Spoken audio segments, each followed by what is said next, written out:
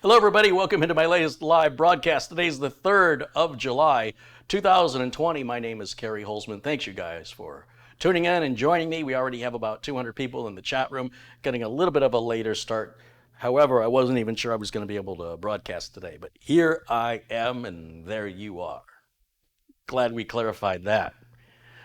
Welcome in. I hope everybody's having a good, safe holiday weekend or start to the holiday weekend here in the USA of 4th of July, Independence Day, and you got a little fireworks there. There's no sound on the fireworks. Sorry. You just make the sounds go like this. Go pop, pop, pop. I did that for you so you can, improvise your own fireworks sounds. I provided the visuals. I got to do everything. Welcome in, come in, come in. Join us in the chat. Hey, everybody, all my friends in blue, welcome in. And today I have a bunch of work to do, but I have to figure out which thing I want to do first.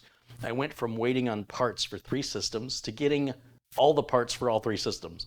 So I don't have time to do all 3. Starts with 1. So today I'm going to finish up Threadripper.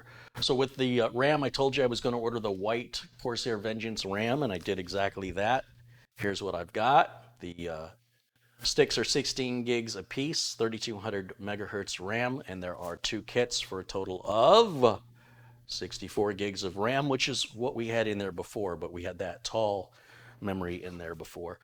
And then I can put the cooler on. Unfortunately, I don't have a way to test the memory before I put the cooler on, which sucks, because if the memory is incompatible in any way, shape, or form, then the cooler's got to come off again. Now, luckily, installing the cooler on Threadripper is pretty straightforward. You're just putting 4 screws in there. It's not like you got to do the whole back plate and support bracket and all that other nonsense that you got to do with many third-party coolers on other platforms. So I'm going to have wishful thinking here that this RAM is going to be compatible, that it's going to work okay. And I will do a reinstall of Windows 10 on this. And I think I'm still debating whether or not to put the RAID array back in as RAID 0 with 3 Samsung 960 EVO NVMe drives that are 500 gigs apiece. We can tie all 3 drives together in what's called a RAID 0 array, where all 3 drives trick the system into thinking they're one drive, but they all share read and write responsibilities at the same time. So each drive is doing 1/3 of any processing of reading or writing data, meaning that 1/3 of all the data is on each drive. If any drive fails, it's all gone. The other 2 drives will be missing 1/3 of the data.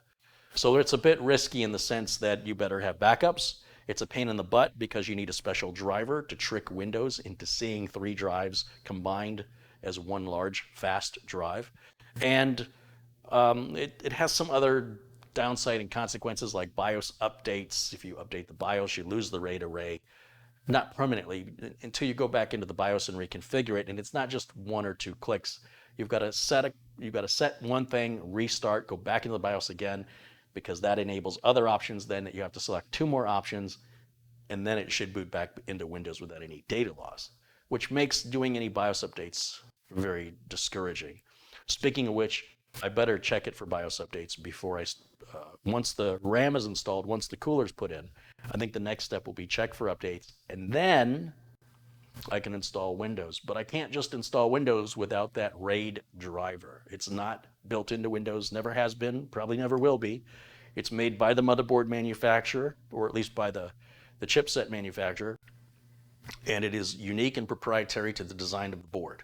Therefore, it is not a driver you can just pick up anywhere, and it is critical if you're going to boot your machine from it. If you don't have the driver, no booty, no worky. So, well, that didn't sound right at all. Anyway, that's what it amounts to. But because this is a community build, there's a part of my mind that's like, let's do something stupid. Let's do something that I would never do for a customer, because I wouldn't want to support this. It would be a nightmare to try and support it. However, for the channel to show what's possible doesn't mean you should do it. It just means you can.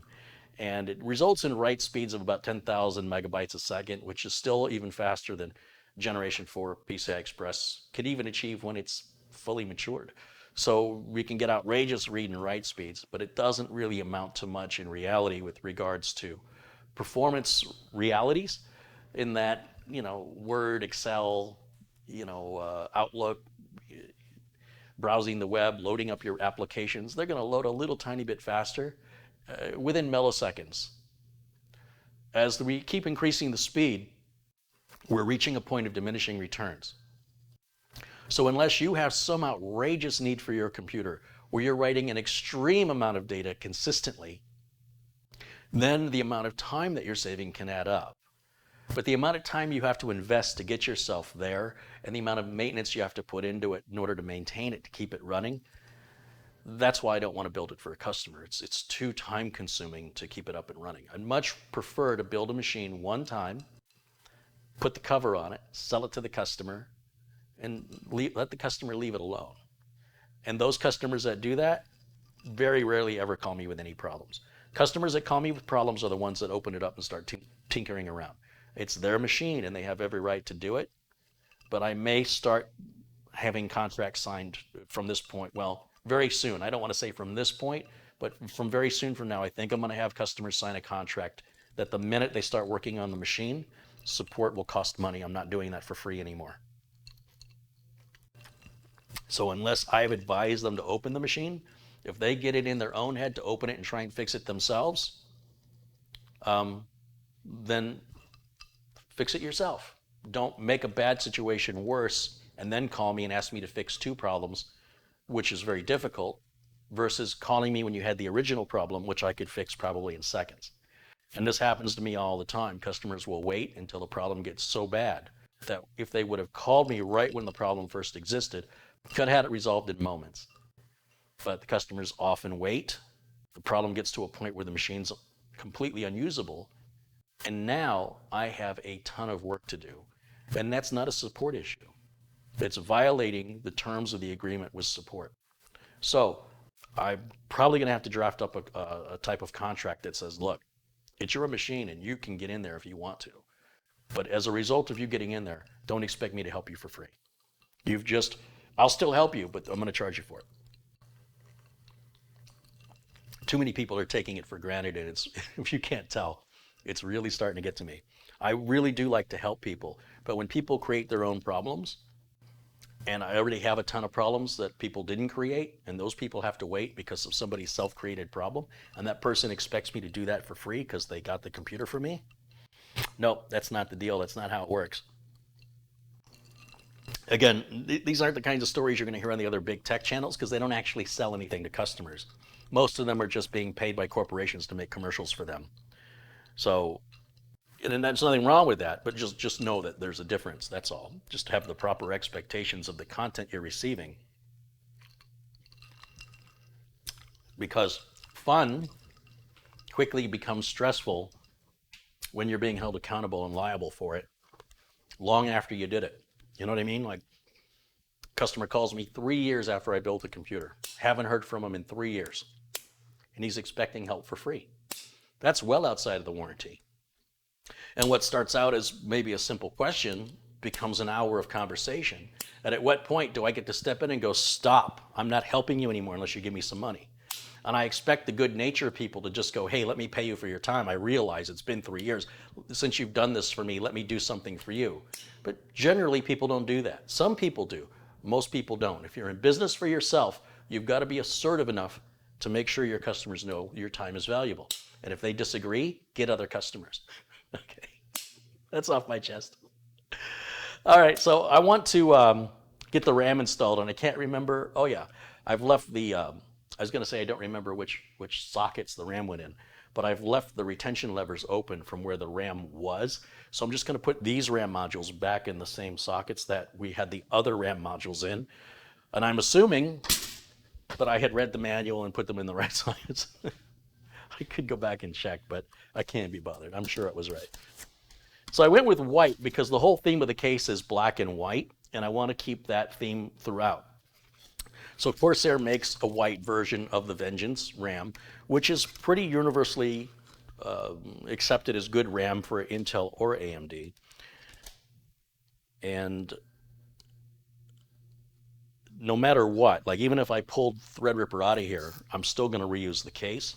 So in a worst case scenario, I'll reuse the RAM in another system. It doesn't have to stay with this build. If this turns out to be a fruitless endeavor where I'm not able to resolve the issues I'm having with old Thready here, then Thready's going to become something else entirely.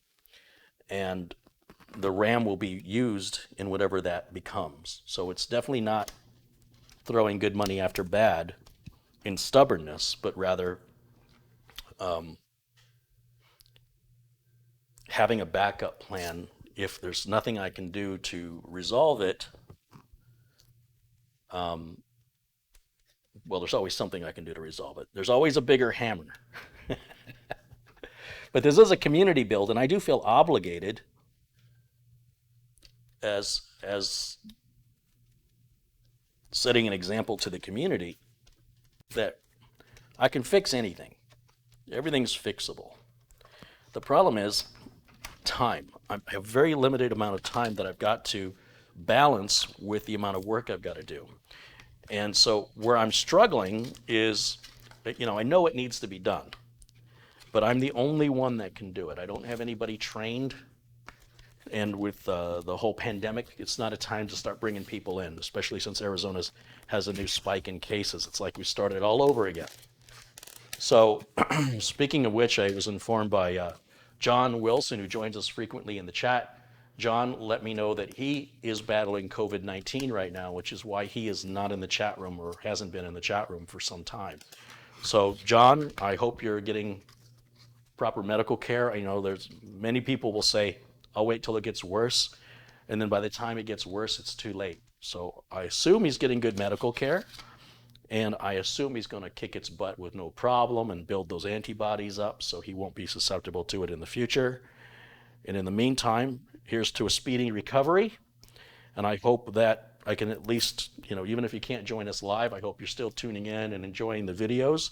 And I can at least keep you company and distracted as your body's doing what it needs to do to fight off this virus.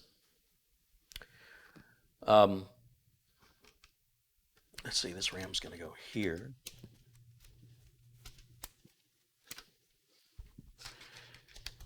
And this RAM is going to go here.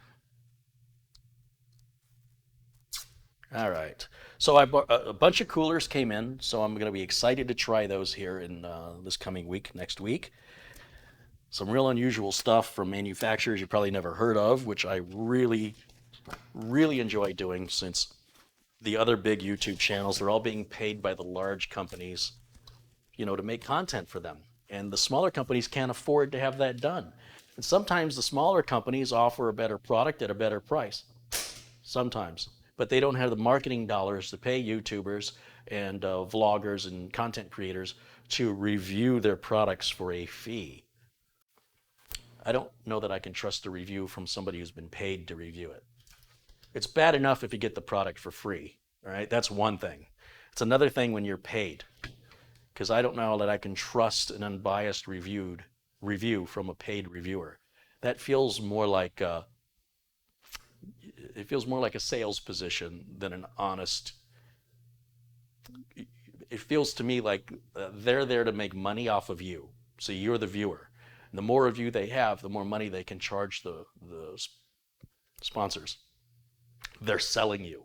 How that doesn't offend you guys, I don't understand that, but I don't partake in that stuff. And I realize they're just having fun. They're making a good living. Some of these YouTube channels are clearing well over $1 million a year in this business model. I'm nowhere near that. So maybe I'm the idiot. There's no maybe about it. I'm sure if I sold you guys, I could probably make a lot more money. I feel it's really disrespectful to your audience. And how the audience grows to sizes 20, 30 times what I have, I just don't get it. I don't get it. But in the meantime, you know what? I'm not everybody's cup of tea, so I appreciate that you guys get it. And you get what I'm doing here. You see value in it. And I appreciate you very much. You can't convince everybody, Some people just want to be entertained at any cost, and other people care about how they're being manipulated and used to somebody else's benefit.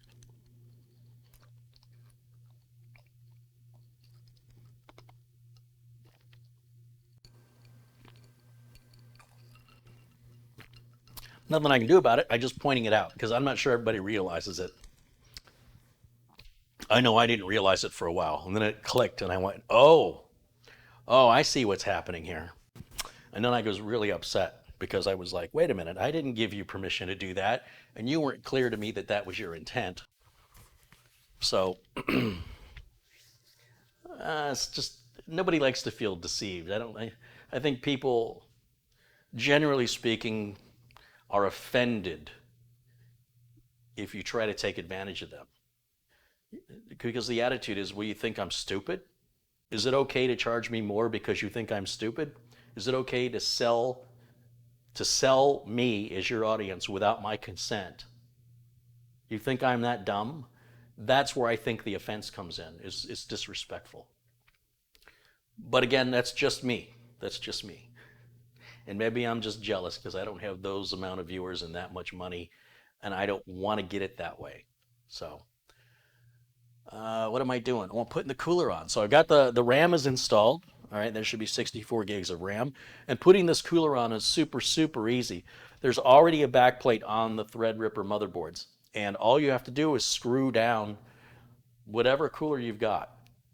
One of the advantages of using a liquid cooler, well, two advantages on the Ryzen chip.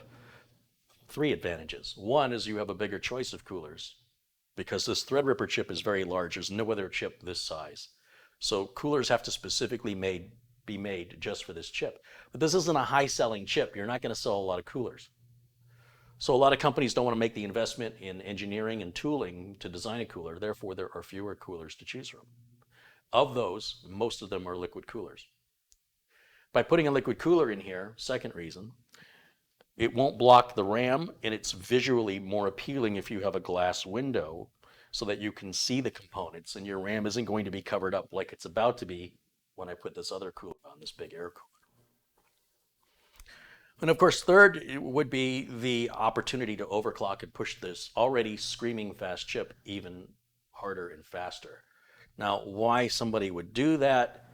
Clearly, they are an extreme enthusiast and they enjoy risking thousands of dollars to feel like they're getting away with something that's worth it.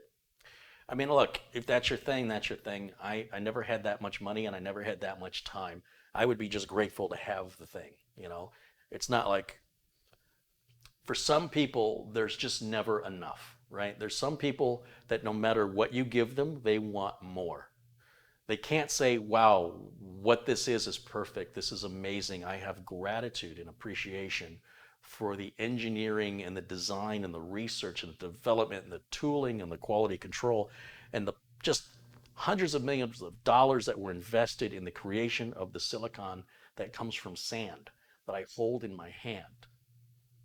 And there's other people that are like, well, that's okay, but how much faster can I get it? How much harder can I push it until it breaks? And then they know. And then they go and buy another one and they do it all over again. That's an expensive hobby, but I'm not going to say it's wrong. It's just not aligning with my value system. I have a value system that says, you know, I've come from processors that were 12 megahertz. I wasn't born into a world of gigahertz processors. So I have a sense of appreciation of how far we've come just in the short period of time that computers have been made available to the public and become affordable to the public. And it's incredible how fast they've evolved. And these people who want to push it even faster, you know, there's nothing wrong with it. It's just not my cup of tea. It's not what I condone or endorse here. And if they want to do that, there are plenty of other YouTube channels that follow in that. But this isn't one of them. This is one for people who just want to get some things done. Let's build a computer. Let's make it the best computer we ever had. Make it ultra reliable. Make it last a long time. Require very little maintenance. Be very quiet. Be very fast. Easy to upgrade and easy to repair. And make it very affordable. That's what I do here. It's about being practical. So, well, many people struggle with an old machine. They might have a computer that's 10 years old and it's all they have. It's got to hurt to watch somebody blow up a $2,000 processor because it wasn't fast enough. That's got to be painful to sit there at your 10-year-old computer watching some video of somebody with a whole lot more money and a whole lot more time than you have, totally smoking his chip for no good reason other than because they have nothing else better to do or they're just curious. So look, you don't have to watch those videos if they bother you, but it would bother me. If I was struggling, I wouldn't want to watch somebody eating caviar while I'm licking the crumbs out of the bottom of a box of Cheez-Its, wondering what I'm going to eat tomorrow. But that's just me. Now this cooler right here already has the thermal compound applied, and it's located right underneath this plastic protector. And two of these screws are closer together. So these two screws down here are further apart, and these are closer together. That means this can only go on one way. So a Threadripper cooler, unlike an Intel cooler, which can go on any of 4 different directions, or an AMD AM4 cooler, which can go on any of 2 directions, the Threadripper cooler only goes on in one direction. It's impossible to get it wrong. And it's also nearly impossible to install it wrong. Like as far as tightening the screws down in the right order and making sure it's flush, we should always do opposite corners. But even that is going to be highly unlikely with the size and weight of the amount of surface area we're covering on this size of the heat spreader, that there's so much surface area that any sort of warpage seems unlikely because of the sheer size that's involved. But we're still going to follow the same practices because there's no harm in it. So I'm going to lay the system flat here on its back. Oh, there it is. And we'll put the cooler down. And hopefully we won't have any RAM clearance issues this time.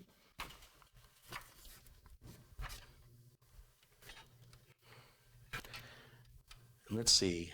I don't know if I'm going to be able to reach in there and plug the cooler in now. Yeah, I should be able to get it done. Now the screws are turned here on the top of the cooler. Right up on the top, you'll see the screws. So you don't need a long screwdriver to go through the center of the heatsink or anything like that, like with some of the other builds you've seen me do, like with the side coolers. Well, that just barely fits. I mean, it is snug between the VRM's heatsink and the top of the graphics card. I mean, there is that much space. I almost want to pull that graphics card out, but let me see if I can install it without pulling the graphics card out. I'm kind of curious.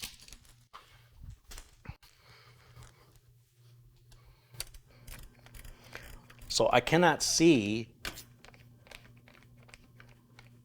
if these screws are lined up with the mounting holes underneath.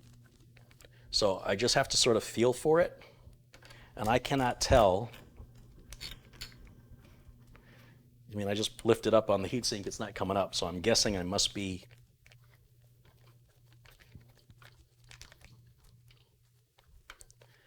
lined up okay, but this one doesn't feel like it's going in at all.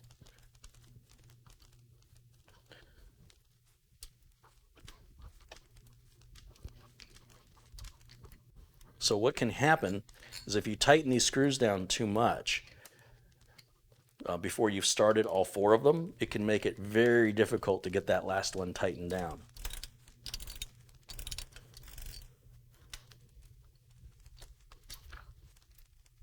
Yeah, that one's proving to be difficult. And you have to work blind because of the sheer size of it. It's completely covering the area that you're screwing down into. Yeah, it's just not.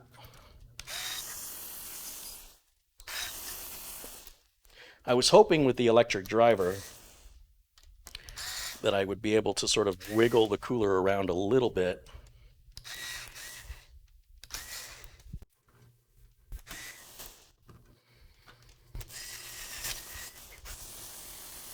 It's just not quite lined up correctly. And it's just a process of working at it, working at different angles, you know, even potentially removing it and reseating it again just to see if it might be sitting on an angle.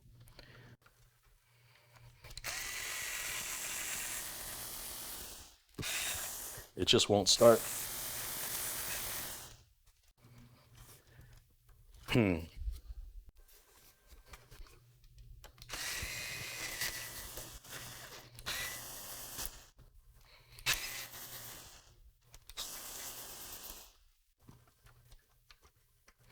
Well, apparently, the reason it's not coming up right now is the thermal paste has sort of bonded to the top of the CPU.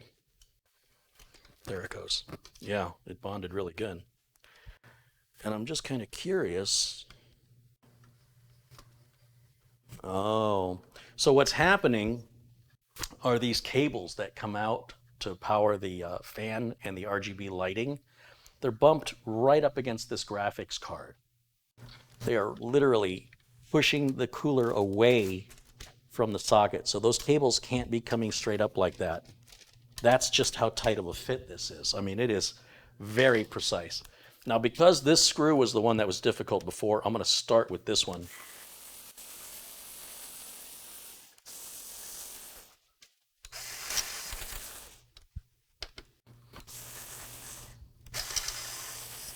Yeah, it's just not. It's very frustrating. It's almost like I'm hitting something. And I will say, if I take the graphics card out, at least I'll be able to see in from that side to get an idea of where the screw is compared to where the mount point is, the mounting point, the stand, whatever we want to call it.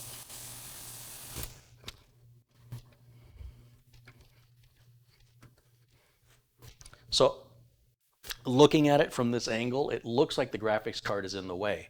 I'm going to go ahead and pull the graphics card out. I was hopeful that it was just the cable.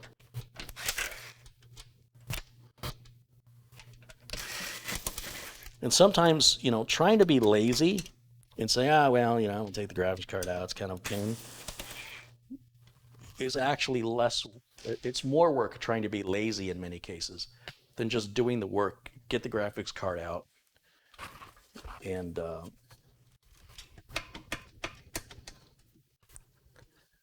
so one of the issues I have with this graphics card, as with many graphics cards on many motherboards, is it's so large, the little clip that holds it in is impossible to grab. It's just impossible. Because the graphics card is so large, it completely covers it. So now I can fully see with the graphics card out, I can see the screw now and where it needs to line up.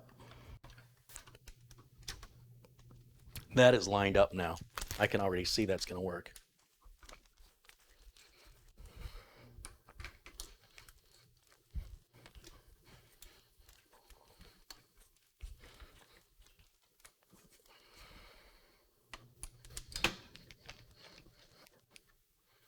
Much better. So this heatsink is so large, it almost goes over the PCI Express slot on the top.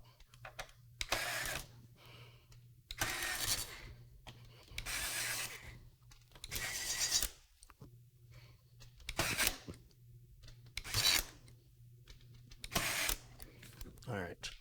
I'm going to bring the system back up on its feet and show you what I'm dealing with here. I just want to make sure all these screws are equally tightened, opposite corners, as I already mentioned. And I'm going to unplug power from the graphics card so I don't break it when I set the system back up on its feet. Now this graphics card is the Vega 64. It was a lot of money, and it's not a very good performing card. And I went with all AMD because people were challenging me, saying I didn't like AMD, I was anti-AMD, and I'm just anti things that don't make sense. I'm anti not being practical. I'm anti wasting my money. I'm anti wasting my time. And it's nothing personal. If AMD were as easy to configure as Intel, then it'd be 6 of one, half dozen of the other. But because I'm selling and supporting them, I need systems that are less finicky, that I can get up and running faster because customers are waiting. At the end of the day, I still build what customers want. If a customer wants an AMD, I will build it, and so I have. But with this build, I went all AMD on it just to sort of prove to people that I'm not an anti-AMD guy. I'm just an anti-waste of my time and money guy. And we've never really had this thing up and running for any significant period of time since the day it was built. And for the amount of money this cost, we could have built 3 other computers that would probably still be running trouble-free today. Now, part of that is a learning curve because there are some things quite different in the Threadripper platform. And part of it is that they just made it more difficult than they needed to, right? Like they could have, engineering-wise, could have made it easier for the end user. But I think the thought process was, this isn't for end users. This is for people who know exactly what they want and are willing to tolerate the finicky nature of it, because that's what this calls for to reach these levels of performance at the time that this chip was introduced. Now, of course, they've since gone above and beyond that with newer versions of the Threadripper, whether we're talking Zen Plus or Zen 2. So anyway, let me just bring this back up on its feet. Oh, it added quite a bit of weight when we put that on there. But I want you to look at how the cooler almost overlaps that top PCI Express slot. So when we're putting a very large, and let's face it, that Vega 64 graphics card is about the largest, heaviest card I've ever dealt with. This is also one of the largest and heaviest air coolers. I mean, next to like a Noctua, like NH15 or something. Size-wise, weight-wise, this is very similar. Now, I think it's going to look good, you know, because there's a glass panel here. And you will see there's plenty of room for the glass panel to go on. The cooler ends right before the end. Right up here, we've got an LED strip. And the LED strip is almost right in line with the edge of where this cooler ends. So we're not going to have any fitment issues. This bar kind of is the extent of how far things can go out. And it's really close to being at the same level as this bar right here as far as how far it's sticking out. So no issues there that I can anticipate. And then when it comes to giving this cooler some power, I'm going to leave the USB off of it for right now because I'm not interested in anything other than just getting it to work. So I'm going to plug a SATA power cable on for the RGB lighting to come on, which again, this is optional. You don't have to use it. And then this is critical. This is going to turn the fan. This goes on the CPU fan header on the motherboard. And for me to see that, I'm going to need a flashlight and my glasses. Let me grab those so I can read. There's a couple of headers right up next to each other on this motherboard design. And they did not make one a different color, which they could have easily done. So they're all identical looking. So I have to read on the motherboard which one is the CPU cooler and which one is... Oh. There's actually 5 fans all right next to each other, and one is a different color. There are 2 fans up here on the top, and then there's 3 along the side, or fan headers, I should say. And there's a gray one. So I'm going to assume that gray one is where our CPU fan is to go. So hallelujah, they did give us one that's a different color, which is pretty industry standard, though not all motherboard manufacturers offer that consideration to the builder. So kudos to Gigabyte for that thoughtfulness. And then I'm going to give this some power, so we'll just run this cable. Oh, this is a little clip that holds the graphics card. And remember I said it's impossible to release that by hand. You have to sort of rock the card back and forth and get it out. And it took the clip with it, which didn't break it. It's got little pins, little plastic pins, and it just came out of its little holder. So that'll snap back in if I want to reuse it, which I'm not quite sure I do, because the system is not being shipped. The graphics card isn't going to just fall out. You know what I mean? That clip is just there to add extra stability to the card to keep it fully seated into the socket. But as long as the system is handled with care when it's moved around, there's no reason that card would be jostled enough for it to pop out of the socket to begin with.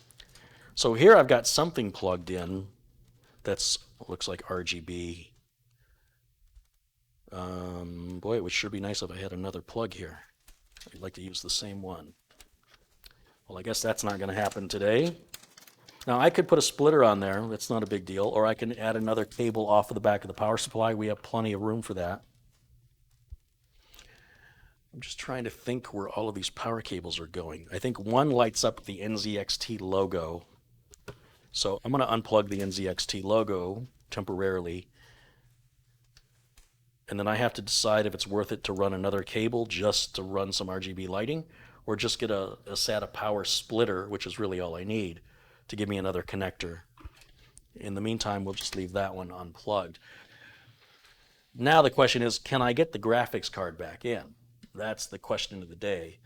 And the graphics card, you know, as I said, the biggest, heaviest graphics card I've ever seen in my life on a consumer side. Anything bigger or larger than this would be more in a professional corporate environment. So I cannot stress to you how big this card is. It is giant. It was expensive, and it's not even as good of a performer as a 1080 Ti. However, it's AMD, so that makes people happy I'm using AMD because they're emotionally invested for some reason. And if I wiggle it just right, I can get it in there. And let me put a couple screws in there to secure it. Remember, I'm not using that clip because I'm afraid I'm not real confident that I'm not going to be turning around taking this back apart anytime soon for a reason I don't yet know.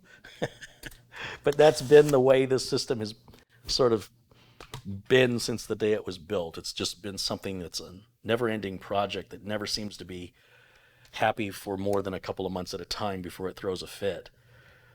And I really want to change my luck on this. I want to try and figure out what this system wants that I'm not giving it, so that it will be happy and behave and run as it should run, while at the same time meeting my requirements of noise levels and performance and reliability, right? So we got to give it what it wants in order for me to get what I want.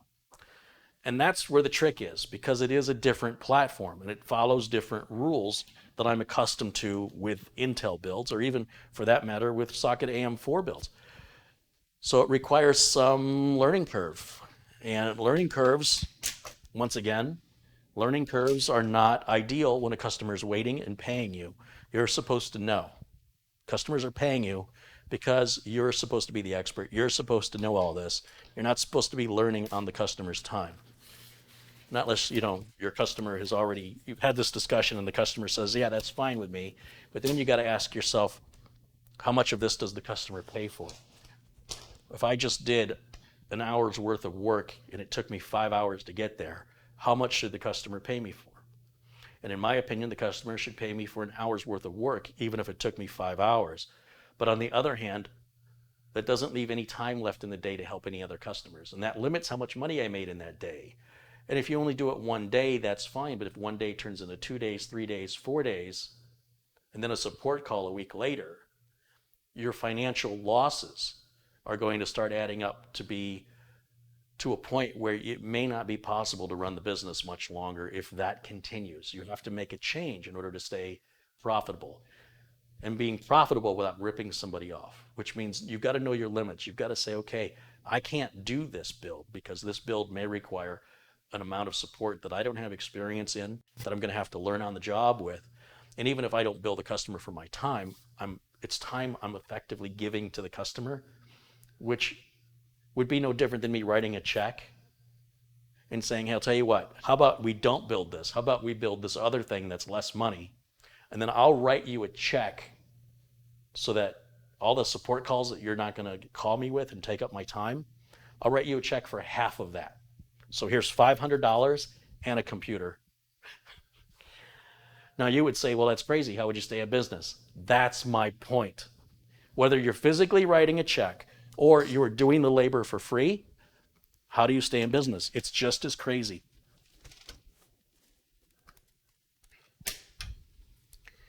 Now, if you're sitting at home, you want a project to do, you're looking for a challenge, definitely build a Threadripper. If you're up for a challenge, you've got a lot of money. You've got about $3,000, $4,000 sitting around.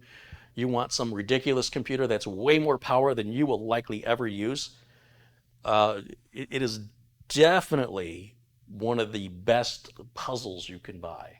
Like as far as crosswords or video games, this is the ultimate video game right here. Now, I've had several people reach out to me in email and say, you know, if you change these settings in your BIOS, or if you do this, or if you do that, And I appreciate that. I appreciate that you guys have reached out with your thoughts. But I also want to say it's almost like you're telling me how to get through a level in a game. And you're saying, oh, I'm going to help this guy out. I'm going to say, hey, to kill the dragon, you got to jump on over here, and then you got to jump on this, and you got to grab this weapon. Well, you've ruined the game for me now.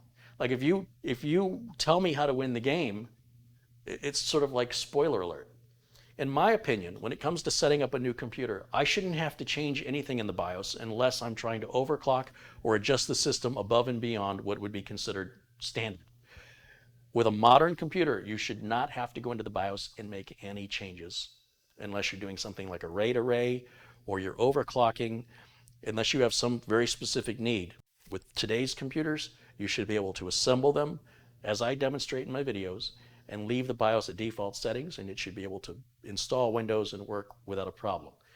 This has not done that. And if this requires me to go into the BIOS and make changes in order for this to work, that right there has already bled me dry of any support time I could have offered a customer. And it also means that anytime you update the BIOS, you better remember what those settings were you changed, because you're going to be doing it all over again every single time you have to update the BIOS. Or never update the BIOS again, and then lose any compatibility improvements, lose any security improvements, lose any future CPU upgrade compatibility because you don't know what the settings are. You can't remember what they were to make it work. And once you reset that BIOS, you're right back to square one, starting over again. So with the Intel boards that I build or the Intel systems that I build, and even on the AMD systems that I build, just leave the BIOS alone, set it to defaults, and it should properly work. Now, if you want to tune it, if you want to optimize it, you want to eke out a little more performance, absolutely you can go in the BIOS and tweak it around, but it should not be required for a system to run and to run fast and to run stable. That should be out of the box default settings. This is not 1997 anymore. I try to express this to people, and I get a little frustrated sometimes because they're taking something that should be simple and for no apparently good reason, making it overly complicated than it needs to be. So again, updating the BIOS is an option. I mean, not updating it, tuning the BIOS, getting in there and making adjustments should always be an option, but it should never, ever be required for a system to boot and run and be reliable. Now, if there's things you want to do to turn down the fan noise, you want to go in the BIOS and adjust your fan curve. If you want to turn off compatibility mode or turn it on, or you want to turn on XMP, those are all very minor BIOS changes. But if you're going in to set voltage and timings on your RAM, that should all happen automatically. The RAM has a chip on it, an SPD chip. Was it JDEC, SPD? And it tells the motherboard BIOS all the settings of the RAM so that you don't have to. And if your BIOS isn't reading those settings correctly, then either the motherboard manufacturer or BIOS creator, which, by the way, the motherboard manufacturer doesn't make the BIOS. You'll notice that the BIOSes are made by another company, and the motherboard manufacturers buy their BIOSes, made for them by this company. Or it means that the RAM manufacturer isn't following the, a JEDEC standard for their SPD, their serial presence device chip on the DIMM module, the dual inline memory module, that tells the BIOS specifically what those numbers are so that you don't have to go in and do that anymore.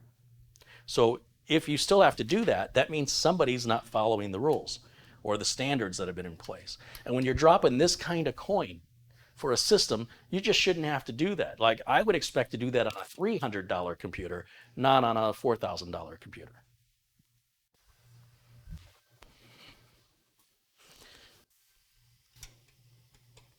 I have no idea what's going to happen right now, but I've got the video plugged in, power's plugged in, keyboard and mouse are plugged in.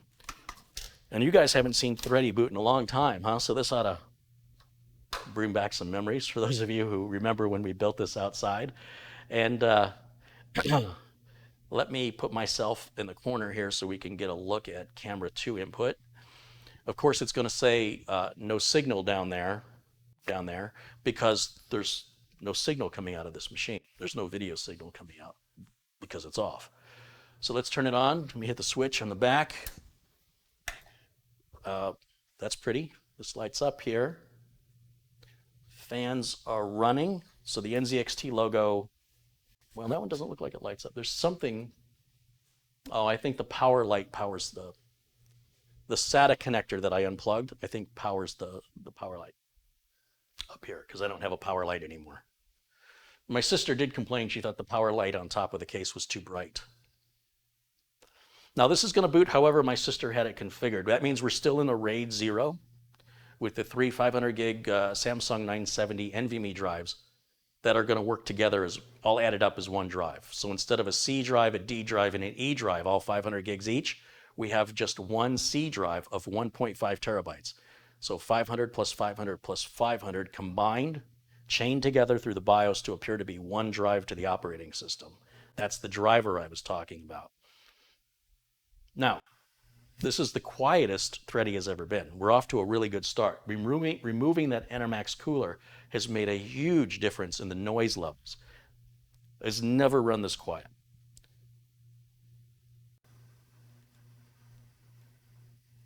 All right, now I need to make my screen bigger because I can't see anything here with the screen so small on my side.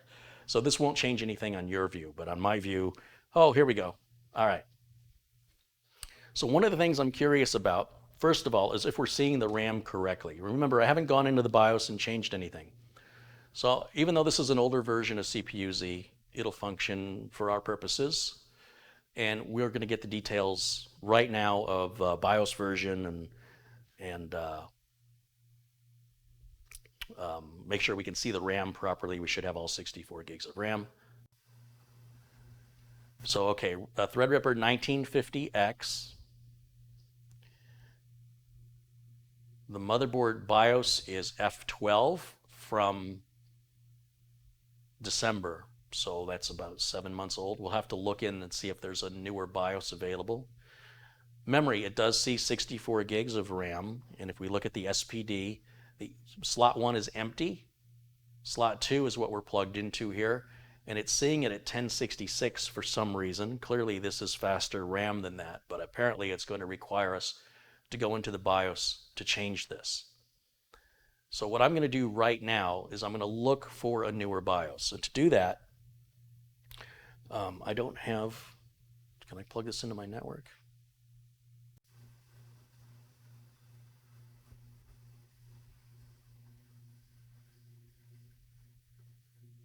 This has Wi-Fi on it, so I'll just Wi-Fi it over to my network. And we'll bring up the browser, which brings us to Google. And this is a gigabyte. Wow, look at those searches. Wonder what that's all about. Gigabyte Aorus X399. I'm trying to remember what it was called. Gaming 7. Yeah, that's it. So we'll pull up the Gaming 7 link here that takes us to Gigabyte's website, and we'll go here to the support option and then scroll down once this next page loads to BIOS right here. And is there anything newer than F12? No, F12 remains the last BIOS update. So that's interesting. So with that, let's restart. And I'm going to go into the BIOS right now and turn XMP on the RAM. I want to see this RAM running at its rated speed it's supposed to run. And I'm not quite sure this Windows is stable, so I'm still going to reinstall Windows 10 regardless. However, before I did that, I just want to see where we're at, before I take it too far. So hopefully here, it'll restart in just a minute. Just hitting delete on the keyboard over and over again.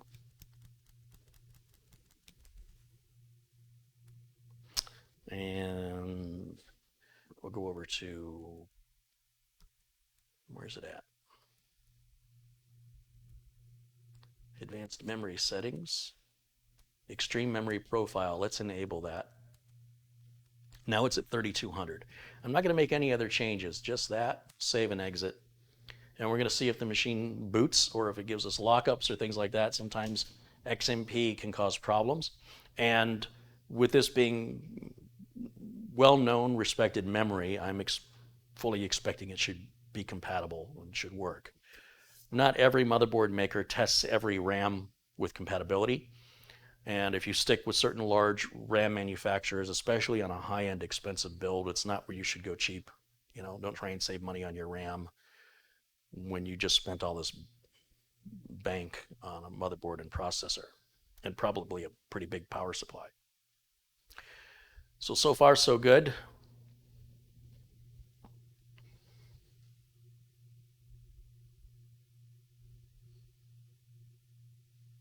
And then once this comes up, I want to check the speed of the RAID 0 array.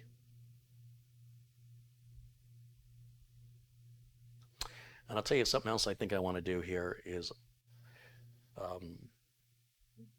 because this computer was being used in production, I don't know the search history, you know, it's all for work, but regardless of that, I don't want to unintentionally expose any data that might be on there. So we're going to just clear everything. We're just going to clear everything here.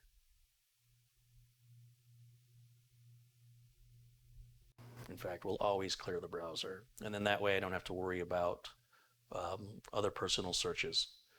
And that's something you need to consider if you're working on client machines, if you know you're in a public space where people can look over your shoulder or you're broadcasting. Have some respect for your customers' data. All right, so here we have the C drive. Remember, it's 3 drives all tied together, working as one. And let's see what kind of numbers we're getting out of the system right now. Now, I know that my sister said that PowerDirector was crashing on her a lot, but PowerDirector continues to crash on the new 3950 build that we did, the 3950X build, which works flawlessly. The only program that's crashing is PowerDirector. So I have no doubt that the video projects she's doing and the video formats that she's using are stressing out PowerDirector. And so she's moving over to Adobe Premiere. I think she's just outgrown PowerDirector. But her frustration in losing video projects on Threadripper because of PowerDirector crashing, even when she was using, I think, After Effects, she was having some crashing issues. So we've improved that now. It's difficult when you're diagnosing a problem where, you know, there are several different types of codecs in videos, and you know the cameras may output MOD files or MKV or MP4. OBS can output to MKV or FLV. And the software that you're using for video production needs to be able to decode all those different types of formats and then translate it and then re-encode it back to your output. And it's very resource intensive. It requires a lot of RAM, a lot of storage space because they're often big files. And I would like it to do it quietly. I also need it to not crash and lose a project. So saving frequently when you're editing is very important. Although PowerDirector has an autosave feature, the soonest you can have it autosave is every 2 minutes. And if you're moving along at quite a clip, you can do quite a lot of editing in 2 minutes. And if it crashes, you can lose a lot of, 2 minutes worth of work. Could be a lot of work that you have to redo again. So you have to manually file save. Now, these numbers on the tests are not impressive. I should be seeing somewhere around 10,000 on the read speed here. Getting 5,870 is not terrible. The most we see through a normal single drive is about 3,600. Unless it's PCIe Gen 4, then we'll see about 5,000. I expect that number to be closer to 10,000. So something's not quite right with the system. However, I'm going to count this as a won battle. I haven't won the war, but I've won this battle with noise. This looks like a great cooler. Now, I'm speaking before I've tested it with Prime 95. So we're going to put Prime 95 on here and run it for 15 minutes. And then we're going to find out how hot this chip gets. And then I'm going to have to reinstall Windows 10 with the RAID array driver with a fresh, clean install, all new updates, and run this test again with CrystalDiskMark and see if we can get better numbers than what we're getting right now, because I know Thready's capable of it. If each one of those drives is capable of moving, let's just say 3,000 megabytes per second, and we've got 3 of them working together combined, we should get somewhere close to 9,000. In that range, I'd say between 8,000 and 10,000 should be what we can expect from a RAID 0 array of these kind of drives in this kind of a platform. I have seen 10,000 in the past. In fact, I've shown it to you guys. Before I gave Thready over to my sister for editing, I got him ready. I got Thready ready. And when I did that, I showed you the benchmarks, and we were hitting 10,000. And that was after a chipset update, which just occurs to me, I need to look for a new chipset driver. So let me do the chipset driver first, then rerun the test, and then run Prime 95. The fan noise is ramping up briefly, but it's still much, much quieter. I cannot express to you how much quieter it is. And of course, once the panels are put back on it, that should quiet it down even more. So while I'm waiting for this, I have not acknowledged the chat at all because I've been so focused on what I'm doing, and I just realized, because I've been full screen, that you guys are not able to see the benchmarks. Let me move those over. I apologize for that. All right, let me look in the chat and see what we've got going on here. Some contributions have come in, so let me shout out these generous folks who are supporting the channel here. Darren Gilholm with a £1 contribution. Good friend Tony Walla with $1.99. Jim Desposito with $5. Frankie B continues with his generosity of $10. Ramic72 with $5. He says, happy 4th. Ian Costello has contributed £20. He says, you are always teaching me so much, and that is priceless. Thank you, Ian. I'm glad you get it. Tom Jackson has contributed $4.44 because it's the 4th. Ooh, I can't wait till the 30th. Thank you. Rochester NY87 has contributed $20. He says, I should send you my Threadripper 2990WX so you can use it for target practice. I also had to switch to a single drive in my RAID 0 on here. It was such a nightmare, and was just used, we used two 970 Evo Pluses, 1 terabyte in RAID 0. He wanted it just for the added space. I wouldn't want to shoot it. At the very least, the Threadripper chip is so big and unique looking. It's a nice piece of art, especially to have in the studio in the background. It does that really well. Sinister0021's contributed $5. He said, I'm 49 years old, and I had a heart attack at 39 years old, and I've been disabled ever since. I've been using computers since 1978 with a Commodore PET. I had a Commodore PET in high school. I learned to build computers from you, and I've been at it ever since. Right on. Well, thank you. That's very kind, and I'm glad that I've inspired you. And yeah, we had a Commodore PET in high school, and had an issue with PE, or physical education. I was not the most athletic guy, and so I was constantly being effectively physically beaten under the guise that it was part of the game. So in any other word, it would be, if this was happening anywhere outside of PE, it would be considered a fight. So that person's hitting you, that person is abusing you physically. But because this was physical education, PE, it was sports, and therefore people being rough with you, overly rough, was acceptable to the coach. And so I said, I'm not participating anymore. I'm not going to participate in PE. And they said, well, you cannot graduate. You cannot get a high school diploma without credits from the PE class. I said, I don't care. I'm not doing it. So it was not an option to drop the PE class. So instead what I did is I brought a book.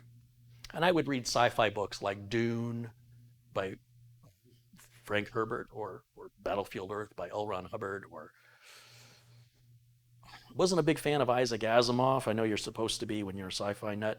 I like some of the stuff from Robert A. Heinlein. So I would just read a book. And it's got to be a problem with the coach that was in charge of the PE class. It's really not a class. And I really enjoyed my computer teacher. His name was Mr. Gnibus, G-N-I-B-U-S, G-N-I-B-U-S, Mr. Gnibus. And the reason I remember Mr. Gnibus is because, while everybody else seemingly in the world was against me, he looked out after me. And he knew about the problems I was having with PE. And he spoke to the coach, and he said, what if we have Kerry write you a program that does all of those high school football team statistics? Would you give him the PE credit so he can graduate? And so instead of him sitting there reading a book during PE, send him to the computer lab so he can work on it. And the coach said, I'm fine with that. And that saved my bacon. And that was all programmed on a Commodore PET. That's what we used. Yeah, Mr. Ganibus, the only one adult in my life that it felt like to me at the time that was looking out for me. Nobody else cared. So, if I could find that man today, I don't even know if he's still alive. I'm not sure if he realizes the impact that he had and how rare it was, how cherished it was, because it was so rare for me to experience anybody looking out for me. And I ended up writing the program. A friend of mine and myself both did this together. His name was Kurt. And Kurt and I worked on this program together to input all of the data from the football games so that we can then analyze and statisticize the data as the coach would want it. And then I was able to get my PE credit. All of that because you mentioned Commodore PET. David Starbuck has contributed $20. He says, today is a great day. Got to shoot some guns, eat some barbecue, and now a live stream from Uncle Kerry. I'm the luckiest guy in the world. Right on, I love your attitude. That's awesome. A friend of mine's got a Dodge Challenger, and he's got it decked out. It's very loud, very powerful. This thing, it's coming. This thing is just a beast. And he's showing me on the dashboard, there's these controls, and you can measure your acceleration and G-forces. I'm like, why? And without a beat, he's driving, he looks back at me, I'm in the back seat, he goes, 'cause America. Best answer. Joe Bush has contributed $49.99. He says, I'm trying to make up for being absent. Happy Friday. Hey, Joe, thank you so much. You don't have to make up for being absent. We missed you. Thanks for joining us today. Sinistar0021 contributes $5 again. He says, thank you, Kerry, for giving my life purpose again. Building computers has saved my sanity. Right on. Well, that's wonderful. I think building computers has caused me the loss of mine. But to each his own. I'm glad that you have found a purpose, and I'm glad that you have found an enjoyment, a sense of well-being and accomplishment. Fulfillment, that's the word. Human beings that don't experience fulfillment are depressed. OG Gaming has contributed $20 with the sticker that says, you are amazing. Hey, thank you, OG Gaming. Hugh Wong with the $2 contribution says, copyright, carry right. That's funny. Chris Mahoney with a $20 contribution. Chris says, first computer was 8 bits at 1 megahertz. Thanks, Kerry. The first computer I used was in a TRS-80 Model 1, was the first computer I owned. The first computer I used would have been probably that Commodore PET or like an Apple II. A lot of the schools had Apples at that time. Good friend of the channel there, John Yasuda, joins us with a contribution of $20. He says, have a Coke and an Advil after hopefully fixing Thready for good, and good luck. We got a ways to go, John, but I appreciate your optimism. Thomas Beckenstowe with a very generous $50 contribution. Thank you, Thomas. You guys are gonna see a machine come up here next week, up on the bench, and it's a Gigabyte H370 HD3 board. It's one of those 8-year builds, and I'm going to show you how to install that internal Wi-Fi laptop-style graphics card, Wi-Fi card that some motherboards allow for. Basically, it's a laptop Wi-Fi adapter, or they're used in tablets. And some motherboards afford that with a small, it looks exactly like an M2 connector, it effectively is, but it's only allows for a drive that big, which means it only allows for, it's a Wi-Fi adapter. And it requires a kit, a special kit, where you have to sort of piece it together with the adapter, the wiring, and then the antennas. And I'm going to show you how that's done using Thomas's computer. And then once you guys see that video, Thomas knows he's going to be getting his computer soon thereafter, because that'll be the last thing his computer is waiting on. Chris Keegan contributed $5, and he says, hey there, Kerry. Always look forward to your streams. Right on, Chris. Thank you. Bebo with a $3 contribution. John Young with a $5 contribution, and says, everybody smile. It's Mr. Rourke. Smiles, everyone. The plane. Ferris Almanai has contributed $2 and says, time for some Coke. Oh, you're right. Where did my Coke go? I've been so fixated on Thready, I forgot how thirsty I was.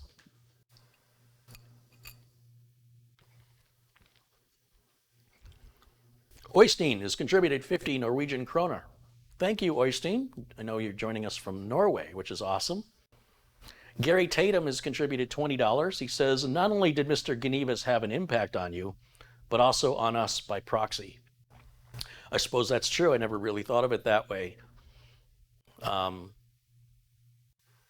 Absolutely. Mr. Gnevas, again, in that time in my life, was very shy, didn't really have any friends. This guy, Kurt, that I wrote this program with, was kind of a friend. But like, I don't even know his last name, so I don't know how close of a friend you'd say he is. I'm sure if I saw him again, I'd be happy to see him. Don't misunderstand. But it's not like we really kept in touch over the years. Ian Costello has contributed £5. He says, I'll launch Asimov at the bridge of your PT instructor's nose. Oh, PE. I was never really a fan of Asimov. I think it was just too technical for me. I enjoy technology that's not overly technical, if that makes any sense. What else do we have here? Peanut Butterfly contributed $5. And Peanut Butterfly says, my first computer was a Commodore 64, and I love your show. Well, I eventually went from the TRS-80 Model 1 into an Atari 400. And at that time, there was the Commodore VIC-20. The Commodore 64 had not yet come out. And there was very much Coke versus Pepsi, Atari versus Commodore, Ford versus Chevy, loyalty, sort of competition. I'm better than you are because I have an Atari. No, I'm better than you because I have a Commodore. And those were the days. Kenton Morton has contributed $5. Says, I'm about to build a Threadripper for a client of mine, and his budget's $8,000. So I'm glad for this video, and I'm excited, and I can't wait.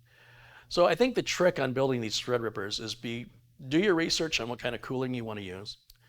Do your research on what motherboards are going to be the easiest and have the features that you need or your client needs. And then finally, be very careful about the RAM that you pick. And I think if you meet those three things, it should go smoothly. Glenn's Music says, happy Underpants Day for tomorrow. I don't know what Underpants Day is. But, okay, sounds happy. Reverend John O'Toole's contributed $5. He said, Acronis told me today that my backups will be corrupted until I get Windows 10 version 2004. The code in the build is made for that version. Sounds not happy. I just saw a sale on Acronis at Newegg. I think it was $30 for a 5-user license, something really cheap. Acronis isn't expensive, and it's in your benefit, if you're going to be relying on it for backups, that you're not trying to use an old version of Acronis. If it's that important to you and the product is that cheap, you shouldn't have to have your hand forced to purchase the latest version. You should want to do that yourself. That's so inexpensive. And it's so critical. Trying to make an old version work that was never designed for Windows 10 2004 is very reasonable. That they didn't have a crystal ball to develop it to be compatible with something that didn't yet exist. I'm not sure that it's fair to be mad at them about that. If the product was $3,000 or even $300, I could feel your pain a little bit more. It's so inexpensive, and it's to your benefit. I would say expect that to be, just buy the subscription that forces you to always have the latest version and pay the, whatever it is, $30 a year. I mean, I'll bring Acronis back on to offer a discount if I have to, but it's really to your own benefit. Mike Yazzie with a $20 contribution. Hey, Mike, thank you. Thomas Beckenstow with another $50 contribution. Very generous, Thomas. Thank you. Thomas has already paid for his system, so he's been very, very patient. And I appreciate your patience very much, Thomas. You're a very patient man. Troll McTrollington with $4.75 Canadian. He says, Canadian way to ward off the thread nest monster. No, that's about Trividi. Callan Hageman,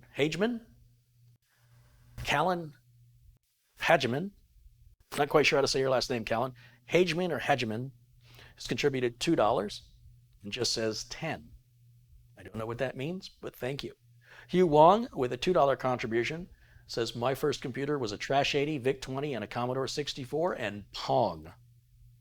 Adam Burdick with a $10 contribution says, buy more Coke. Yes, sir. Phil the Gamer with a $5 contribution. Thank you, Phil the Gamer. All right, let me get back to what I was looking at here on, I've been a little distracted addressing the chat. Thank you all for your generosity, your kindness. Let me go full screen back on my site again so I can see once again what I'm doing. Remember, I'm looking at a picture in a picture in a picture, whereas you guys get to see it full screen. So for me to see it full screen, I have to, I kind of, when it goes full screen, I can't see the chat room. I can't see the camera, like where I am on the camera. So that's why sometimes items are back behind the camera, and I don't realize that until I back out of full screen. But I've got to be in full screen mode in order to look at, to read the text that's so small on the screen otherwise. So what I'm going to do is we're going to look up the latest AMD chipset driver. And to do that, I'm just going to go to Google and I'm going to type into the search engine here, AMD chipset drivers. And right here, chipsets for desktop PCs is the first link. TRX40, that's Threadripper TR. That's what we've got. I'm going to click Learn More.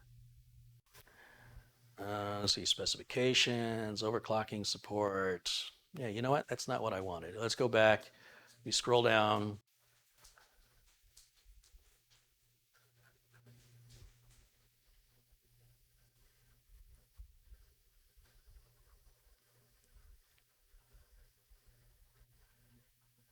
Oh, X399 is actually what we've got, not this TRX40. My bad. Not quite sure what TRX4 is. Oh, that's for 3rd gen. I see, they changed it. I gotcha. All right, so X399 is what we have. And we want to go to the drivers somewhere. There should be an option for drivers somewhere. This is just like cheerleading here. I don't see. Let's go back one more.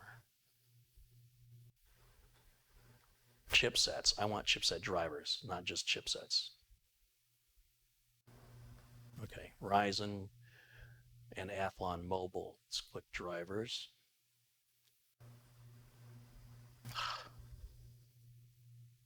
Go back again. Chipset and drivers. It's in here somewhere. This is me just not clicking the right links.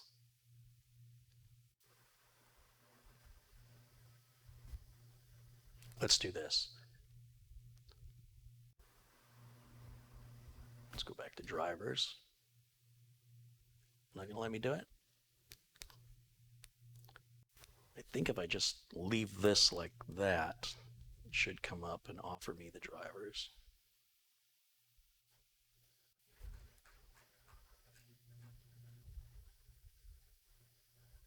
Graphics, gaming, solution shop. Drivers and support. All right, here we go. Chipsets. AMD socket TR4. That's what we've got, which is an X399. And then we'll hit submit. There's the AMD chipset drivers. Oh, from the 3rd of June. Let's save that. And then let's run it.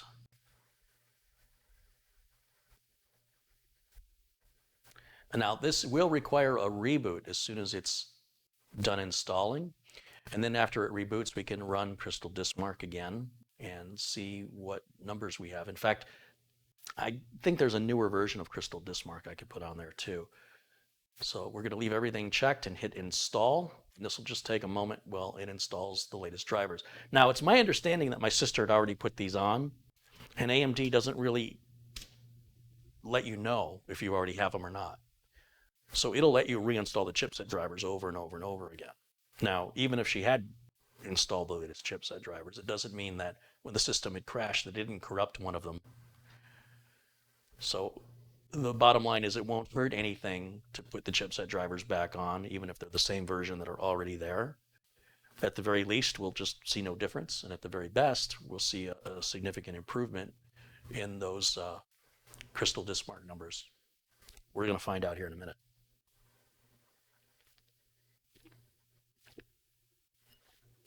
But this is so much quieter, so much quieter.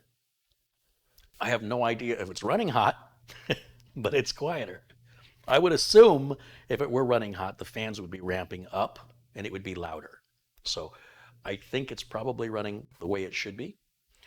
And I really like that cooler. I wish it didn't cover up my RAM, but you know, what do you want? I want everything. All right, so we're going to restart and we'll try this again. And while we're waiting, I'll go back over to the chat, see what I'm missing here.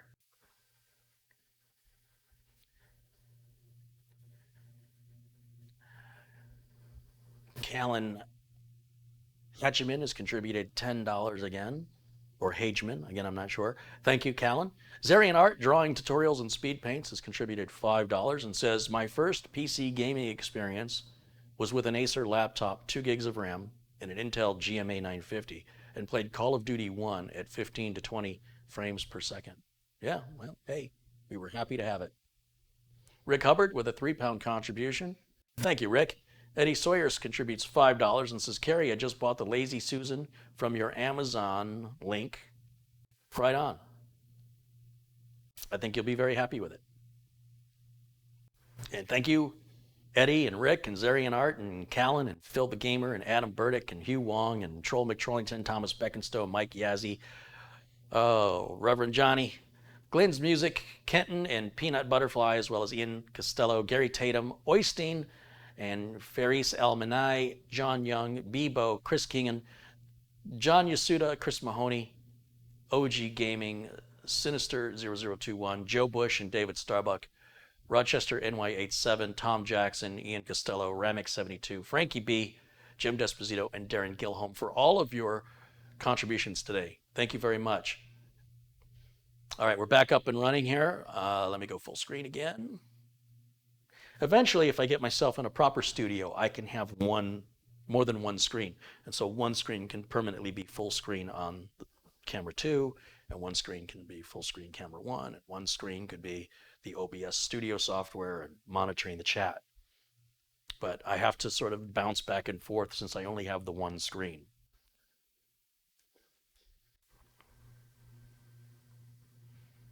So the only change we've made is put the new chipset drivers in, and I'm just kind of curious if that makes any significant improvement. I just want to do the read and write tests and see if it performs any differently than it just did prior, because I know it was capable of faster speeds. Well, already it's a bit faster, and that's all I did. That's how important those chipset drivers are. Let's see what the write speeds changed to. The write speeds were pretty close to the read speeds in the prior test, so I hope the write speeds are in the 6,000 range as well. We're on the right path.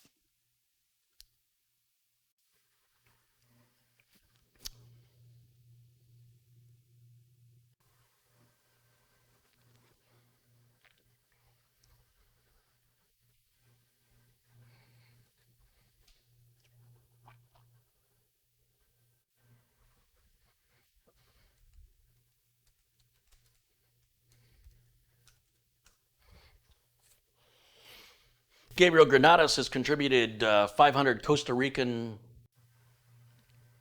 colones. That's about 86 cents in US currency, and regardless of the amount, I appreciate any support. Everything adds up. And, you know, for the vast majority of viewers who pay nothing, just think of everybody who watched this video gave me $1 or submitted $1 for, you know, maybe not even specifically this video, but any video. I could buy my yacht that, it's important to have when you live in a desert. So, okay, the write speeds are still pretty low, aren't they? We're still in the 5,000 range on the write speeds. Now, if these numbers aren't going to be any better than this, then keeping the RAID 0 array doesn't make any sense, because that's just not significantly faster for the amount of trouble and effort it takes to get the RAID 0 array installed, because Windows 10 has to have a special driver injected into it during the install or on the installation media. And then, as I mentioned, the pain in the neck it is anytime anything goes wrong and you need to try to fix Windows if it won't boot, you have to create special media with that RAID driver. It is not a part of Windows by default. It's not, there's a word for it that's not coming to me right now. It's not a regular part of Windows, nor will it ever be. So it requires you to create special rescue media. There's a couple of ways around this. One, I can make the C drive the boot drive and take the remaining 2 drives and put those in RAID 0. So that way I can always maintain the C drive and make the system bootable. And if anything happens with the RAID array, ideally that will always be backed up, and then all my performance then will be on the 2 drives instead of the 3 drives. But that way I can still maintain the operating system as I would any other operating system by just one of the drives is just a single drive that I boot from, and the remaining 2 are rated together as one 1 terabyte drive. Right now they're rated together as one 1.5 terabyte drive. And that's kind of a hassle. And the amount of performance increase you're going to get reduces the more drives you add to the array. So if I'm able to add a 4th drive, I can't, but let's just say I could. Every time I do that, well, my performance does improve. It doesn't improve exponentially. It's starting to reach, again, a point of diminishing returns where perhaps the difference between a 2-drive RAID 0 array versus a 3-drive RAID 0 array may not be that big of a difference. And yet, maintenance-wise, it may be completely worth it to just keep your boot drive an individual normal drive and then make your RAID array your D drive. Or do away with the RAID array altogether. I mean, NVMe drives are so fast already. And as I mentioned, once you reach a certain point, going beyond that is making a change of milliseconds. So unless you're using your computer for extreme production, which would be very unusual, and I'm sure there are people out there that have that requirement, but there aren't many people that have that requirement. All right, let me close this down. So we have the latest BIOS, as I mentioned. We've already checked that. We've got the latest chipset driver. Now let's run Prime 95 and let's do some measuring of how this cooler is working. So I've got my flash drive with my utilities on it. We'll plug that in, and let me copy off what I need from there. Let's see. PC testing software. Let's grab Prime 95. I always use 26.6 and HW info so we can monitor the temps. So let's start. Where did they go? Why are they not here? Okay, guess it wants me to do that again. So this thing drives me nuts when I see all these recent files. So what I do to turn that off is I right-click on the taskbar and go to, is it the taskbar settings? Right-click on the start menu. Go to settings. No, that's not what I want. Right-click, go to taskbar settings, then go to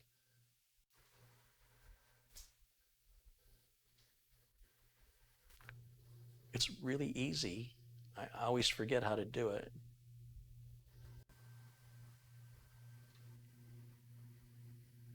Okay, start. Show recently added, no, I don't want that. And then show recently opened, no. Now that stuff won't appear anymore. That'll just stay empty. So you don't, you're broadcasting. You don't need everybody looking at your file names and stuff, even though there's really nothing to hide. I don't know, people it's an unnecessary distraction, honestly. As for like these network locations, these should all be removed because this was on my sister's network.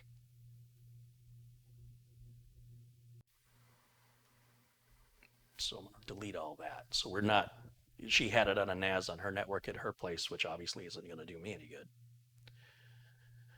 Okay, so there's HW info and Prime 95. Let's bring up HW info first. Let's give that a start. Oops. Run. And we'll go to the sensors.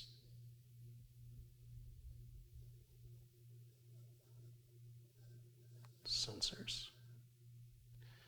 And then somewhere here we'll have the temperature.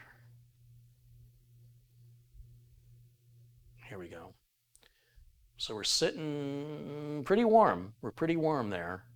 And nothing to worry about, but I can't help but wonder how much warmer it's going to get if that's where we're starting. It doesn't give me a lot of confidence.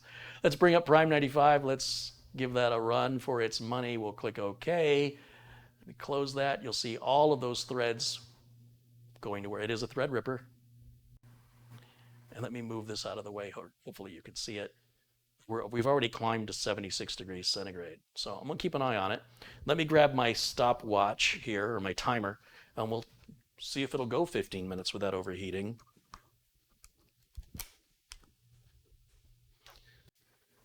And we'll keep an eye on it.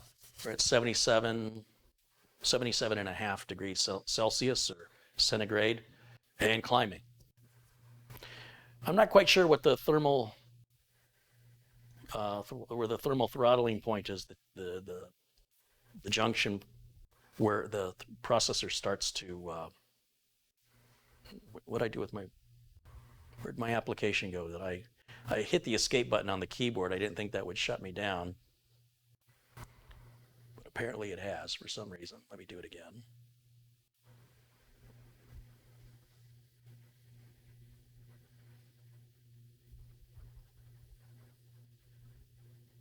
Sensors. There we go. Let me minimize this and get it out of the view, and let's move this over to the left and bring this back down to where the temperatures were.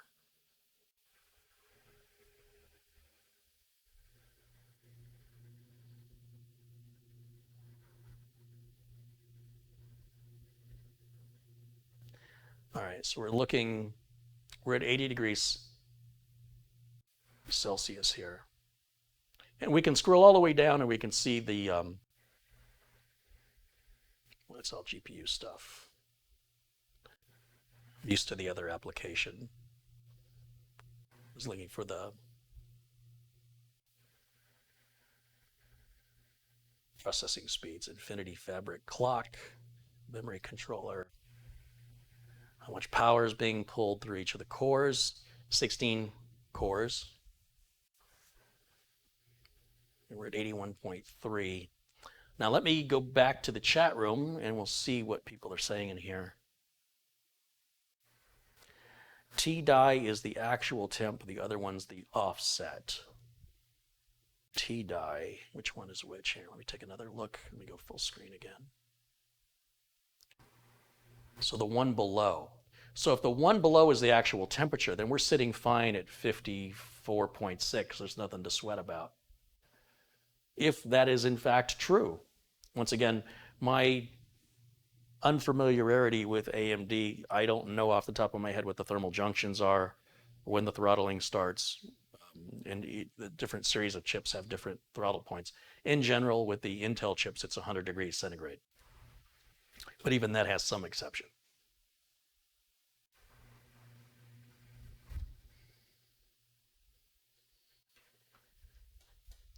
All right, let me see what I've missed in the chat here.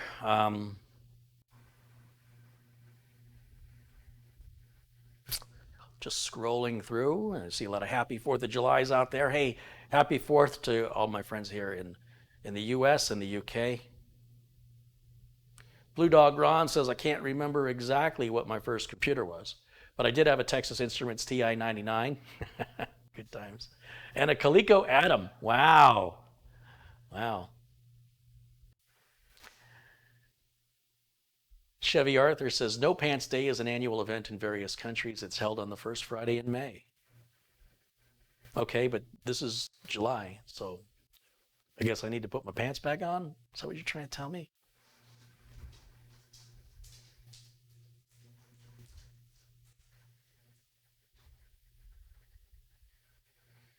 Sharon says, I just finished another bottle of Pepsi.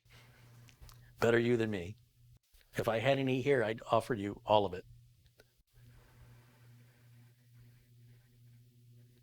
Solo says, I'm drinking Liquid Death spring water. Do you like it, Solo? Because I thought it didn't taste very good.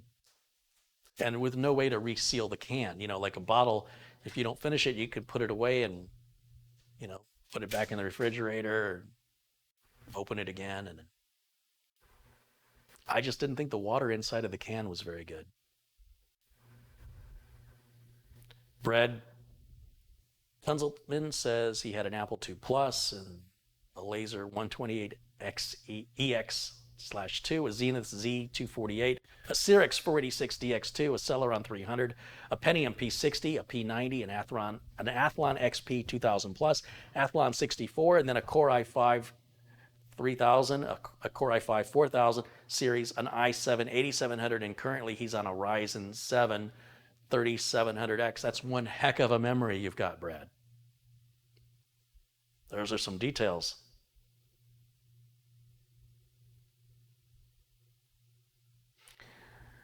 Oh, I see Anthony was in the chat room there. Looks like I might have missed him. Sorry, Anthony. I didn't see you in there till just now.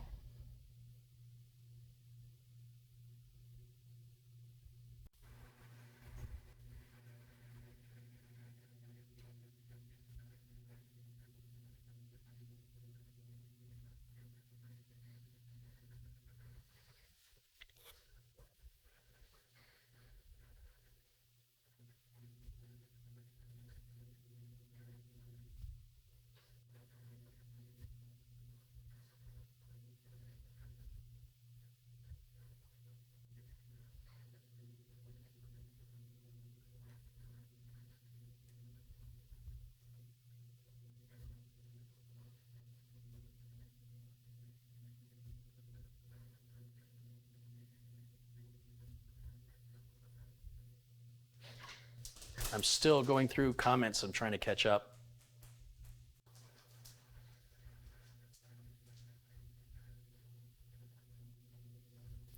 Sharon says, Carrie, you didn't tell me you were selling yachts. If I give you another £2, can I have one too?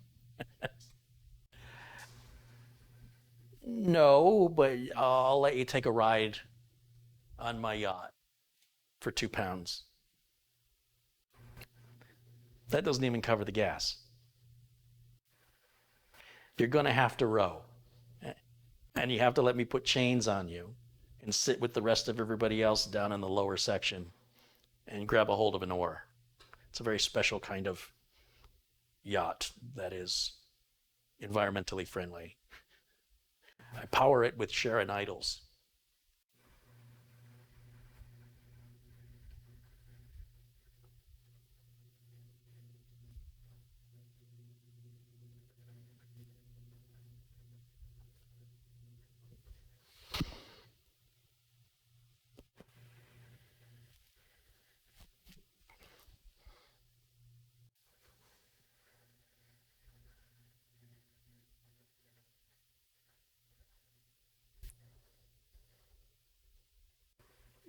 See, a couple other contributions have come in. There's Ben Finnelson's contributed $2. He goes, here's for the yacht. Thanks for what you do. Yu Wong has contributed $2. Jericho Wren has contributed $50. Wow, very generous. Thank you, Jericho. Says, I hope you and the pups are doing well. Back in 2014, you helped me enormously with my Cosmos 2 build with your video on it. That's awesome, Jericho. I appreciate that. Thanks for supporting the channel. Dale Maluk with a $50 contribution says, Happy 4th of July. Hey, Dale, thank you so much, and happy 4th, of course, to you as well. Nicholas Menard with a $10 Canadian contribution. He says, I know it might be a silly question, but did you choose RAM that's on the QVL of the motherboard?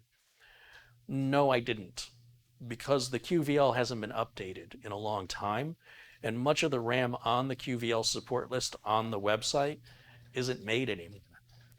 So at some point, you just go with faith, and because I'm a system builder, I will use the RAM if it doesn't work out for any reason in another build.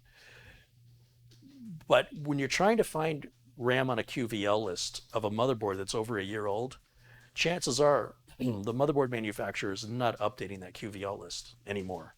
So in the meantime, RAM manufacturers stop making that particular model, replace it with a different model, and your numbers aren't going to align anymore. So I don't know how I would find the specific RAM that they tested with,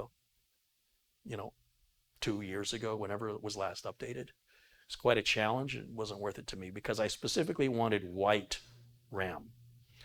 So if I want white RAM that is of a certain height and no taller, the QVL list, I would have to manually pull up every single RAM module because all I get is a model number to visually see what it looks like, if it's still made, and how much money it is. Versus just going, there's the RAM I want, which I really don't have any choice. If I wanted white RAM that was the low profile RAM, and each stick has to be 16 gigs, and I wanted 3200 speed or better, or 3000 speed or better, I really only had 2 to pick from.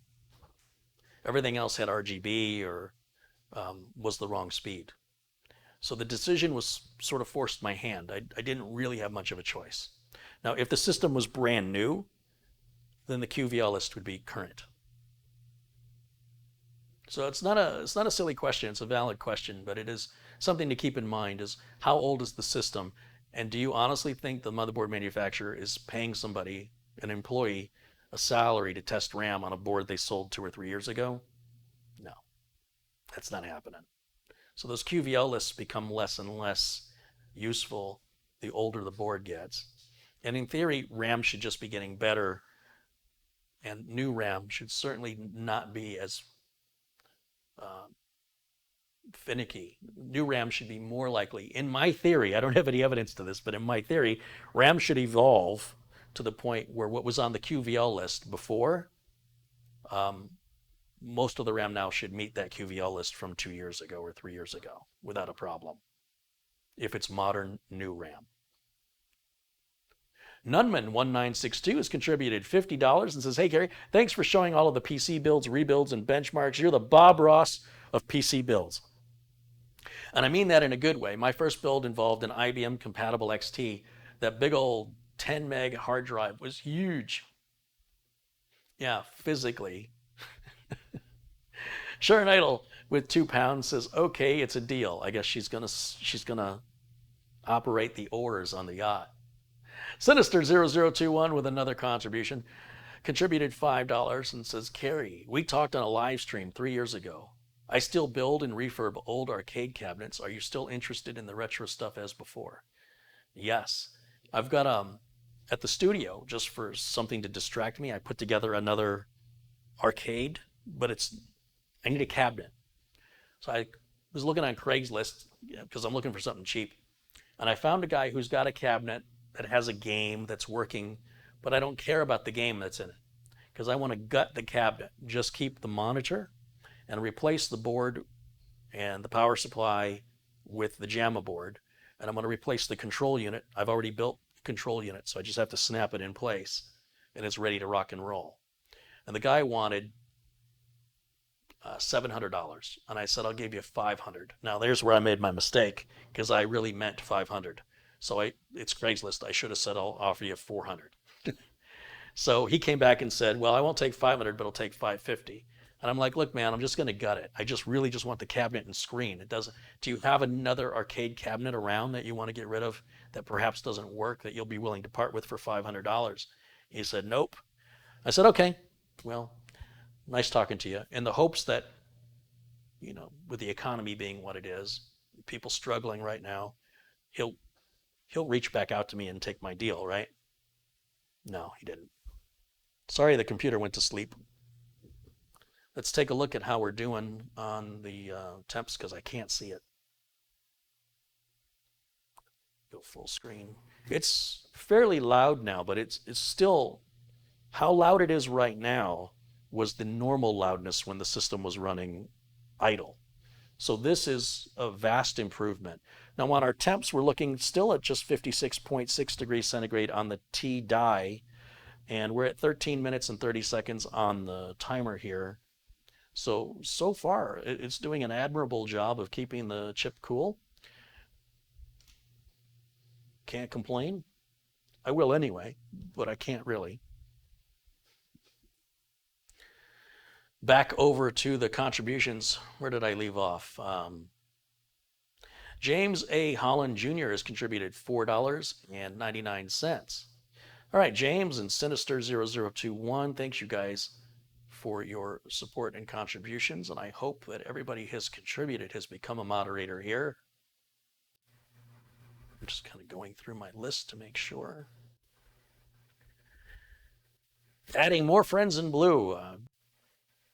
Really don't want to see anybody not blue, quite honestly. If you're not blue yet, just be friendly. Don't be a jerk.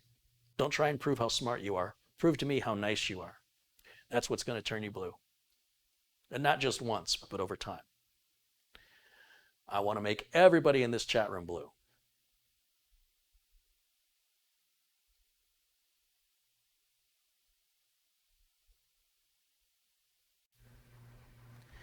If the 1950X has a max temp of 68 degrees Celsius, isn't the current temps kind of worrisome?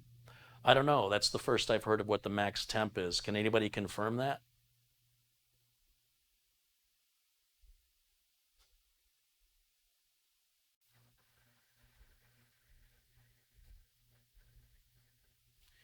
Oh no, I'm just getting a message that TechCon Unplugged is canceled. Well, that's okay. That's okay. It doesn't change my plan. TechCon Unplugged, and of course with the pandemic going on,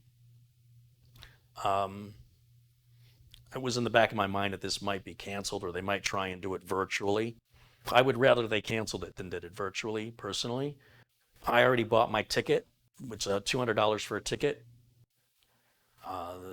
The Jeff Hallish and Paco Lebron, who've been working computer technicians in this industry that share their knowledge with their podcasting.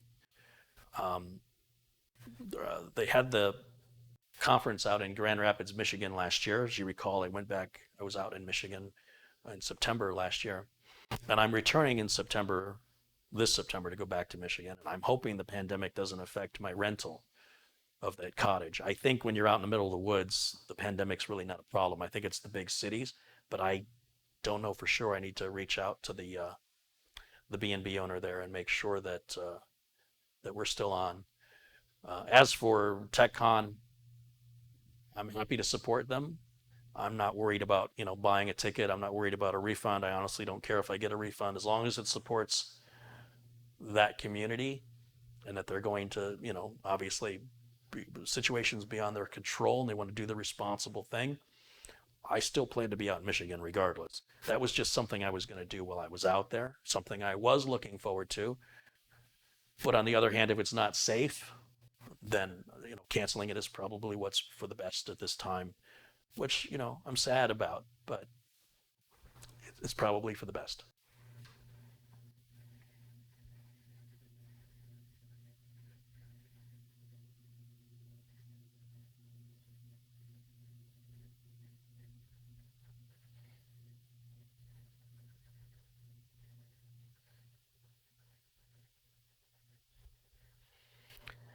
Ellie Rod says, I just bought your Netfix tool. Yeah, it's a great tool if you're working on peer-to-peer networking in a small business or a home environment and you want to be able to share printers or see files and folders from one computer to another. It makes it much easier than the default settings that are there for security, the way Windows 10 is installed by default. So I hope you'll find it's a real bargain since you can use it on any number of systems. And I know it saved me hours of time. I really wrote it for myself. I had a need, right? The mother of invention.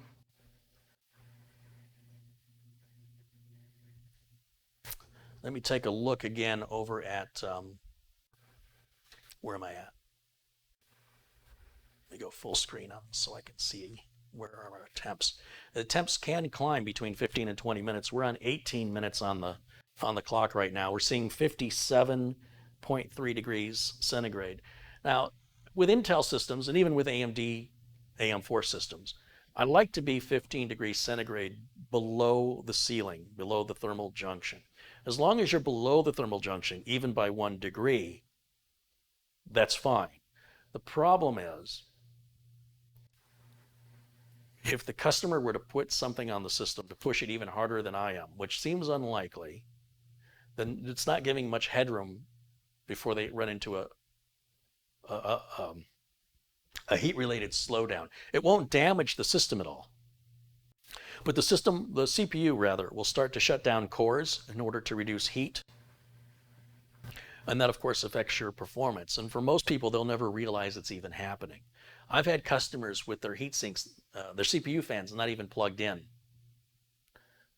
A customer with a Core i5 called me because their solid state drive, which was 120 gigs, was filling up and they needed a bigger solid state drive. I said, no problem, I'll come over there, I'll bring a 500 gig, I'll use Acronis to clone your 120 over to the 500. You won't notice any difference as the end user. You'll have all your programs, your wallpaper, everything's exactly the same, only instead of 0 bytes free, you'll have over 350 gigabytes free. They said, great, come on over. Took the side panel off of their computer and saw that the fan on the CPU heatsink was not, it was plugged in, but somehow it was plugged in offset by 2 pins. So it was only on 2 of the 4 pins, and the fan wasn't and never had been turning. And I said, have you had any problems with this computer? No, it's been the best computer we've ever owned. Do you leave it on 24/7? We do. And you use it every day in business. This is a dental practice, and this is the main machine that's used in the, I don't want to say accounting, but like all the paperwork and billing and stuff, all the management of the office. They said, no, it's running great. We bring up Excel spreadsheets and Word documents, check email, browse the web, everything, it runs perfect. I said, okay, well, you know, the fan wasn't plugged in. I just noticed that. So I've upgraded your solid state drive as we discussed, and I plugged your fan in. So you might notice it sounds a little different. You haven't been hearing anything from this machine outside of I guess the only fan that was running was the rear case fan and the power supply fan. So don't be alarmed if it's a little hum that you start hearing, because it's never been plugged. I mean, I don't know how long it's been unplugged, but I have to assume it's been unplugged for months. So it was probably thermal throttling at some point, and they just didn't know. So it's not that if we hit the thermal throttling point that that's the end of the world or it's going to cause any damage. But the point of a system like this is performance. And if you're not able to cool it when it's being pushed hard, which is why you have a performance system, somebody's going to need that performance. If it starts to overheat and slows down, it defeats the point of why you invested that much money. So at 57.8 right now is our maximum. No, I'm sorry, that's our average. Our maximum is 61.5. And then depending on where the thermal junction is on the 1950X, I don't know how much difference there is. I'm going to keep letting Prime 95 run while I continue talking. We're nearing 22 minutes. Now, it would be very unusual for a customer to push the system this hard for this long. But if a customer was going to do it, it would be a customer who would buy this level of system. Generally speaking, your average Joe, unless they're loaded with cash, is not going to spend $4,000 on a machine that they're using just to browse the web and check email. So the likelihood of that user ever getting the temperature high enough to be concerned about, it's probably never going to happen. The kind of user who should have this kind of a system would be that kind of user who could push the system so hard for so long that it could create an overheat. So I'm going to let it run just a little longer for that purpose, just to make sure. We're going to double the length of the test. So instead of 15 minutes, we'll go 30 minutes.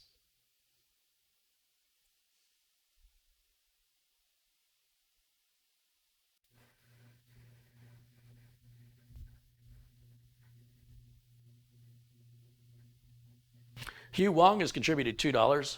Terry, can you kick the shirts up a notch? Fourth show.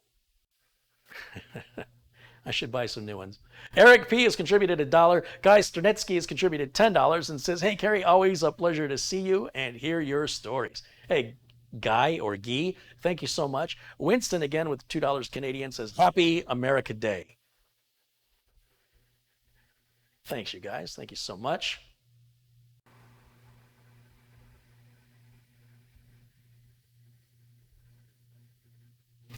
All the stuff I'm reading, FPS Relic says the max temp is 91 degrees centigrade. That sounds right to me. FPS Relic is now a mod.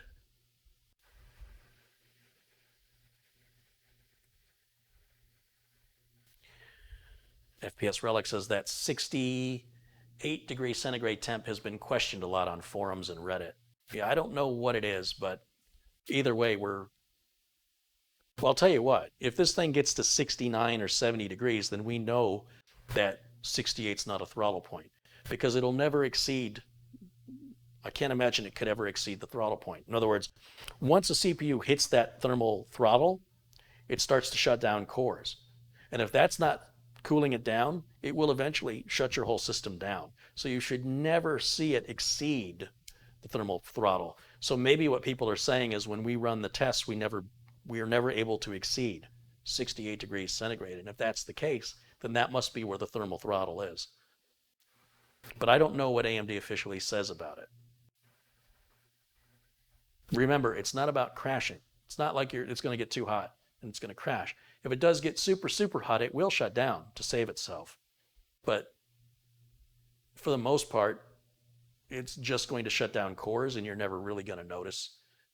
You'd be unlikely to notice it. I mean, if I'm video rendering and I'm pushing the system hard and it's going to render for 4 hours, and somewhere in that 4 hours it overheats for a few minutes, I'm not going to notice because I'm not watching. I'm going to walk away and do something else. Or even if I'm rendering and browsing the web and using the computer for multitasking, there might be a slight hesitation here or there, but you would expect that when you're multitasking a heavy-duty task anyway. I don't think your mind would be, oh, I might be overheating. It's not like you're going to smell something burning. I hope not. That would be cause for concern. We're not even getting close to 68 anyway. I mean, we're seeing 63.2 is the max. And as I said, this is the loudest this heatsink has been. It doesn't really feel all that warm either, so I guess it's doing a pretty good job at dissipating the heat. We're at 26 minutes on my timer.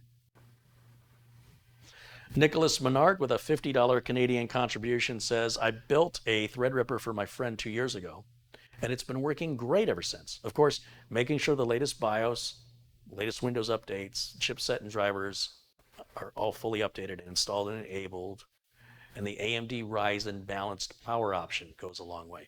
Well, that's a good point. Now, personally, I don't care for the default settings in the, when you install the AMD chipset drivers, it will change your power options. And I'm glad you mentioned this because I always forget. And we can do this while I'm at the same time running Prime 95. We can multitask. Let me show you what he's referring to. If we go and right click on the start button, those are power options right here, power options. Additional power settings. So we're in AMD Ryzen balanced. So this happens when you install the AMD chipset drivers. And we can change the planned settings. I don't want the display to turn off after 10 minutes. That's why it did what it did a few minutes ago. And then we're going to change advanced power settings. I don't want the hard disk to ever turn off. I set this to never. I'm going to hit apply here just to save the changes I've already done. I never want the computer to go to sleep. It is not a laptop. There's no batteries to save. There's no reason for a desktop, in my opinion, to ever have to sleep. USB selective, I will just disable that. Let it run USB full time. Power button, there's no sleep button, but if it did have one, I want it to do nothing. I keep hitting apply because sometimes when I'm scrolling up and down, it changes the option, and because I don't have the mouse moved away from this window. So it starts changing it when I roll like this, when I roll the wheel on the mouse. So to avoid accidentally changing the setting, I hit apply so it saves the setting. Fine with that. Processor minimum should be, see, minimum is way too high. The minimum should be 5%. That's pretty standard. And then your maximum processor should be 100. Having that minimum at 90 doesn't make sense to me. If your system's just sitting at the desktop and you've walked away to go eat dinner or something, there's no reason for your minimum processor state to be at 90%. That just sounds like it's eating a lot of power. And these Threadrippers are power hungry. Everything else looks good, so we'll hit OK. And this has not updated. You notice it still says 2 hours even though I changed it. But if I go back and look at it again, you'll see it just had to refresh. Now it's to never. But why is the display at 10 minutes? Display should be at 2 hours.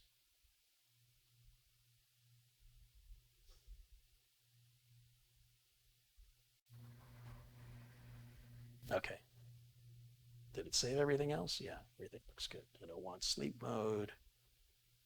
The critical one here is processor power management. I don't know why that minimum state was at 90% by default. That's AMD setting it that way. That's not cool. Literally. We're at 29 minutes. We're about 15 seconds shy from 30 minutes. Maximum temp we've seen is 63.2. I'm happy with that.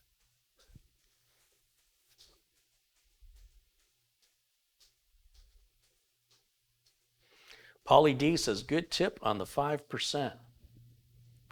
I don't think a waiter would agree.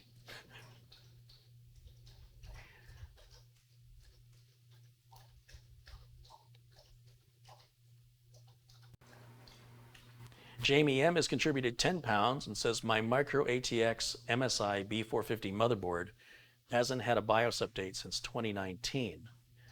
Not that good, in my opinion. Well, I have to assume one isn't needed, but I don't know. I really don't know. We've got 1,132 viewers watching right now. Only 300 people have hit that thumbs up button. Listen, if you like the content from any YouTube content creator, the best way that you can let that content creator know that you like their content is hitting that thumbs up button. Just click it and turn it blue.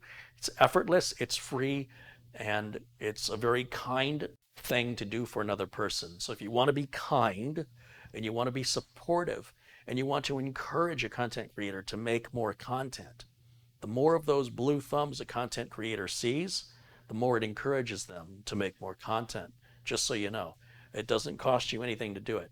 A lot of people, they ask me how they can participate in my chat when I go live. When do I go live? How do they participate in chat?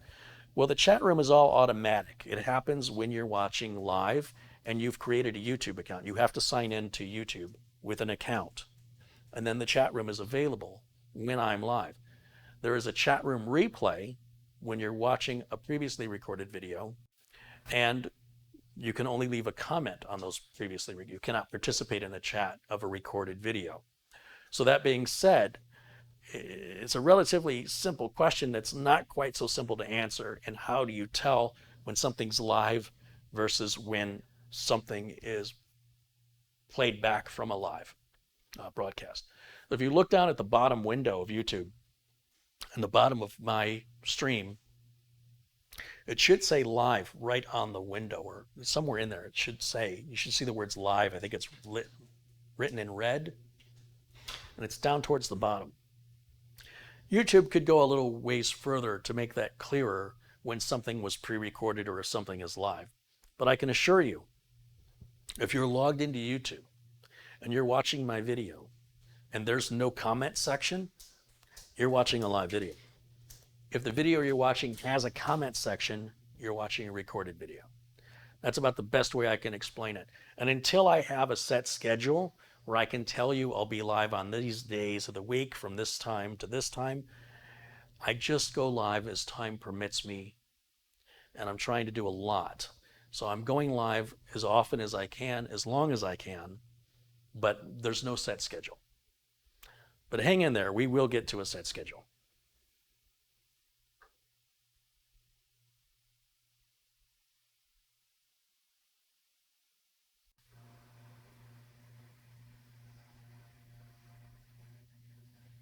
He wants to know if I can merge all the workers on your Prime 95. I run Prime 95 the same across the board for all of my benchmarking. I don't want to change the benchmark for Threadripper than I do for other builds. It's the same process. It's the same benchmark. I want to compare everything equally, and I don't want to make changes because of viewers curious about something. That's not important to me. What's important to me is that the system is operating to the demands and the requirements of all systems I build. So that's the reasoning behind why I do everything consistently and the same, and I don't alter testing to meet any specific demands of a particular build. That being said, I do want to benchmark the graphics on this. So we're at 34 minutes on this test, which is a very long time to be running Prime 95, and every core on this processor, along with all the threads, are all been at 100%, which is an extraordinarily long period of time to work a CPU that hard for that long without a breather. So I'm going to go ahead and stop the test, and then you'll watch those temperatures quickly de-escalate. They'll quickly cool down. So keep an eye right here. It says 58 degrees centigrade is our current. And we'll do stop. And as soon as I confirm it by clicking OK, you should watch the temperature start to decline rather rapidly, and the noise of the fans will start to go down.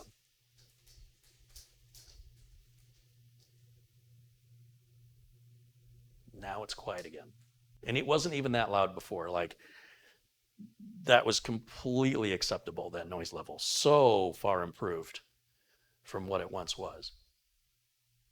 Now, I don't know what the latest Radeon driver is for this, but I suppose we can look it up here. What do we have?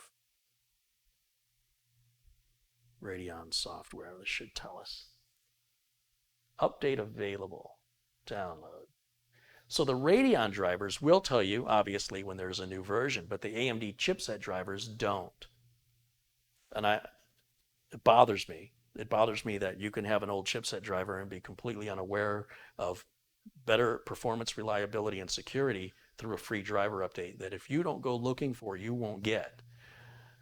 But at least with their graphics drivers, they do have the automatic update. But it's only for the graphics drivers.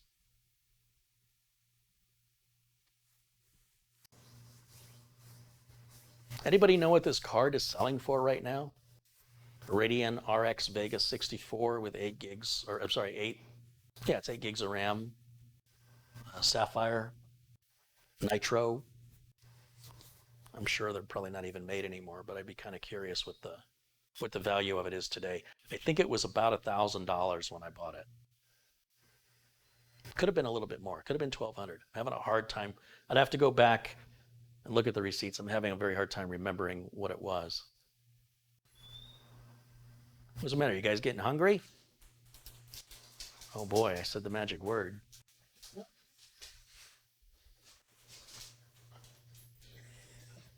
All right, so that's installing. I'm going to stop the timer here. So you'll see we were at 37 minutes. And we'll put this timer away. And the boys need to eat. Are you guys hungry? Is it time for some dinner? What do you think? You hungry? Oh, hello. Good boys. Good boys. All right, let's get you some food. Let's get you some food. There you go.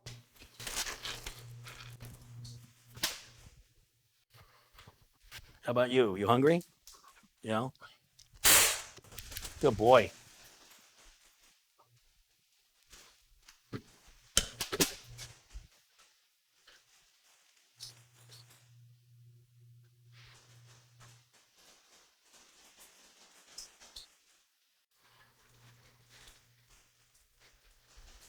By clicking, oh, did I not do it? What's it saying? By clicking install. I thought I did this already. All right. What have I missed in the chat while I'm distracted here. Let's get this moved back where it was.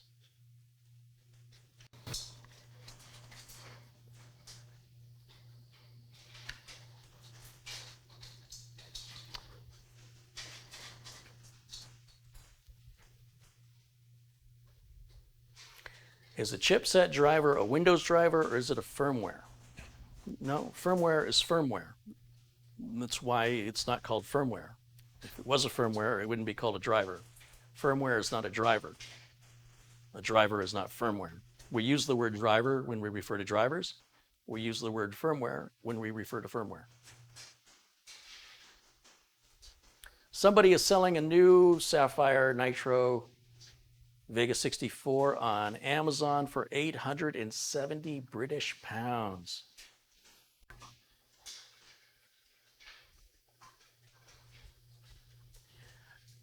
Valley Rod wants to know how many watts I'm drawing from the wall. I don't know. I don't have the kilowatt plugged in right now, and I would have to unplug the system to do that.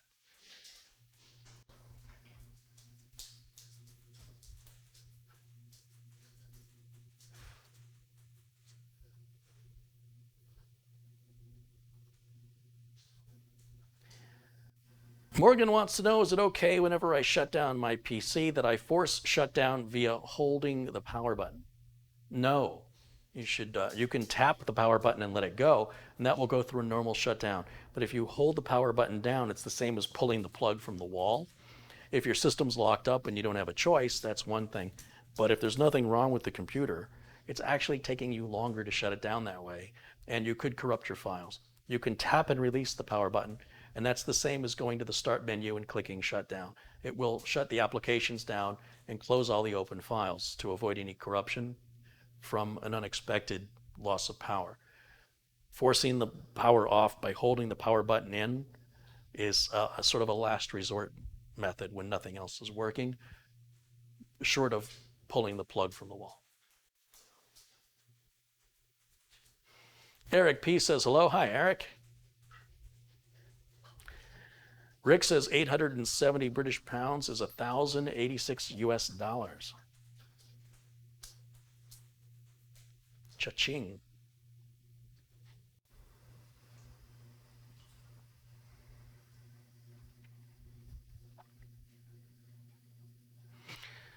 Okay, new video card drivers installed. So let's restart, and then I'll run the video benchmark on it.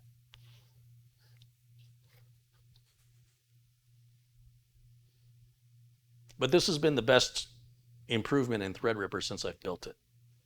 To think that the cooling itself was that critical with regards to noise levels and potentially could have been overheating. I don't know, because I don't want to waste any more time with that old Enermax cooler. Whether that cooler was functioning properly or not, I didn't want it either way because it was still too loud. So as far as I'm concerned, if I'm going to build a Ryzen Threadripper, I'm going to use this cooler. I'm telling you right now, that's my cooler. There's not much to choose from. That's not a liquid cooler.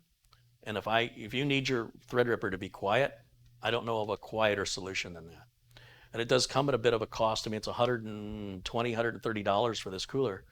And then it does cover up your RAM, so don't waste any money on RGB RAM because you're not going to see it. My goodness, that was a good one, boy. Makes me proud. All right, let's take a look at which benchmark do I want to run. Let's do the Time Spy benchmark on here.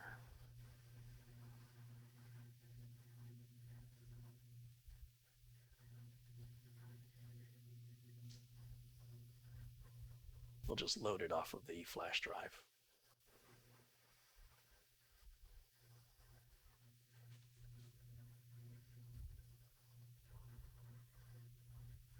Now, while that's running, I guess we can give the dogs a cookie, huh? Is it cookie time? Is it cookie time? Is it cookie time? Time for cookies? Time for cookies? You hungry? Hungry for cookies? Silly. Silly. Oh, what do I have? What do I have here?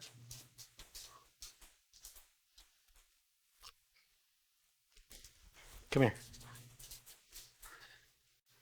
Come get it. Come get it. You can do it. Good boy.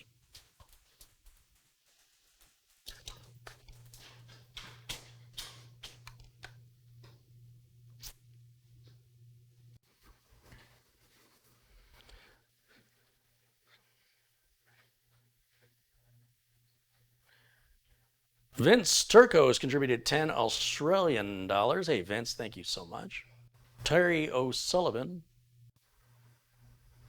Didn't Terry O'Sullivan sing that song, Seasons in the Sun? Was it Terry Jackson? Terry Jackson, Gilbert O'Sullivan, mixed for a Terry O'Sullivan. Gilbert O'Sullivan sang Alone Again Naturally, and Terry Jackson sang Season in the Sun. If you want to be really depressed, you can listen to those two songs back to back. Terry O'Sullivan's contributed 10 pounds, says, hey, Kerry, thanks for the inspiration, entertainment, and sharing your knowledge. With your help, I was able to build 2 excellent systems. All the best from Edinburgh, Scotland. Right on, Terry, thank you. David, our officer with $7 Canadian, says he just built a Ryzen 3900X with a custom liquid cooler, custom liquid loop, and he says everything is perfect. Nice, well done. Glad to hear that.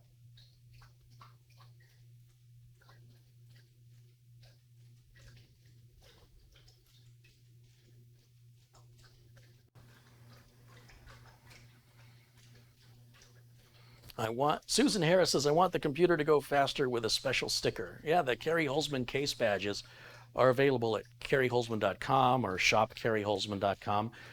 And they're just a little badge, metal engraved aluminum with double-sided sticky tape that you can stick on your computer, and it'll make it go 10% faster. That's what stickers do, right? The badges are available. And of course, it doesn't make your computer go faster. And if you believe that it does, I've not done my job properly. Nicholas Menard has contributed again, this time 20 Canadian dollars, and said, I am so anxious to get my Intel 10600K CPU next week. He says, that is the missing piece for me to finally build my own PC. Poorly shod shoemaker thing, I'm afraid, but I can't stand my FX8350 system owned from my Threadripper friend. Yeah, the FX series chips were not AMD's best work. But hey, you're going to be very happy with the new Intel platform. Or you'd be very happy with the new AMD platform too, to be honest. Let's see, where am I at on this install? Oh yeah, it's done. So we'll hit finish. Should be a couple of updates it's going to ask me about.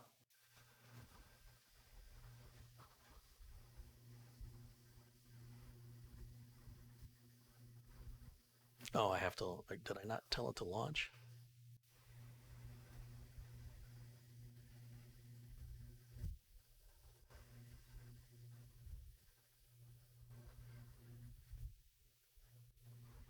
Did it give me an icon? What's going on here?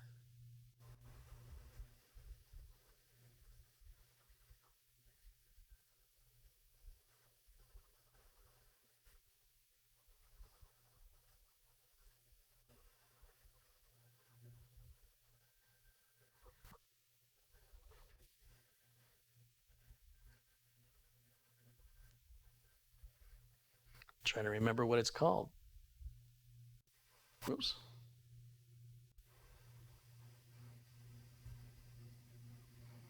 It's from Unigen, right? Or no? Heaven and superposition. Where's Time Spy? Where is Time Spy? I'm used to it leaving an icon, which I guess it didn't do. Is it under 3, the number 3, 3D mark? No? Let's just type in Time Spy.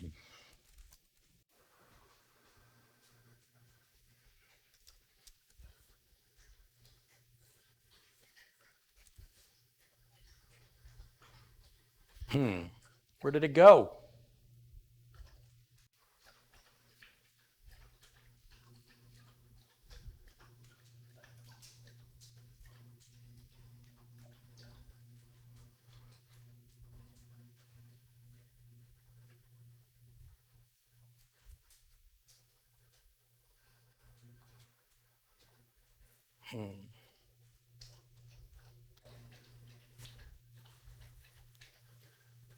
Usually creates a desktop icon. I don't know why I'm not able to find it. And I know it installed. I just saw it install. But I haven't really been, between feeding the dogs and talking in the chat room, I'm very easily distracted today. Let's take a look at the PC testing software. It says it's from 3DMark. So you would think it would have been listed under 3DMark. There's 3D Viewer. And it's not listed as TimeSpy, so I don't know where else it would be. Let's run setup again. I don't know where it went. It's got to still be there. It says it's installed. Let's do 3D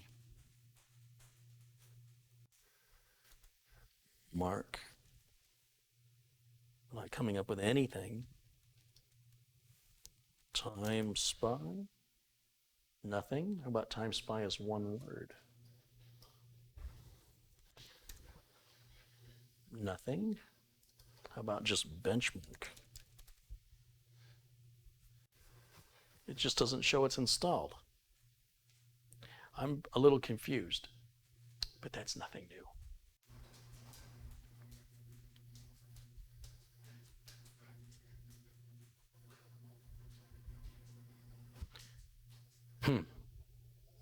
Well, when in doubt, we'll just reinstall it.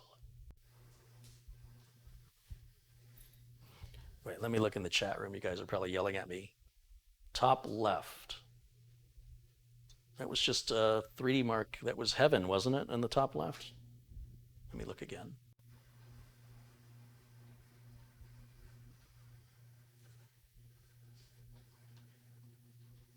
It just says 3DMark. It doesn't say TimeSpy.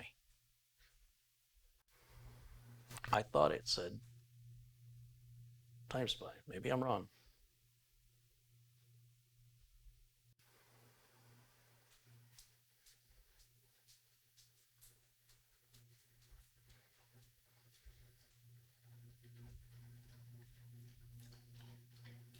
Seems like it's taking an awfully long time to load. Oh yeah, that's TimeSpy. You're right. All right, let's hit download. We get the update.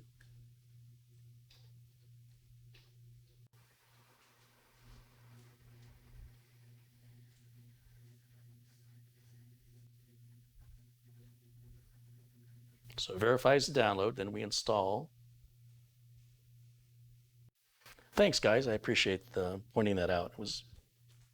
I'm confusing 3DMark with Unigen. I was thinking 3DMark also makes Heaven Benchmark, but I think 3DMark, it makes TimeSpy and it makes a number of others.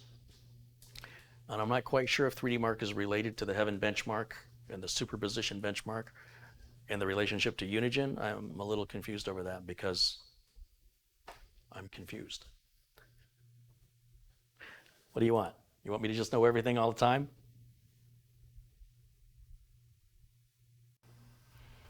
But thank you. See, that's you just made yourself useful.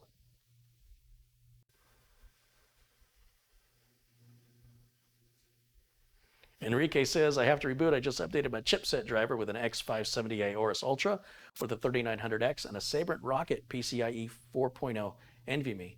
Wow, that sounds like a nice system, Enrique. Let's make sure Enrique's a moderator in here. That's moderator status system build right there.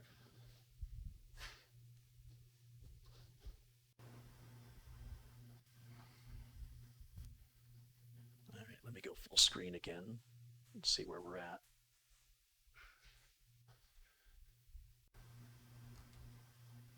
Update.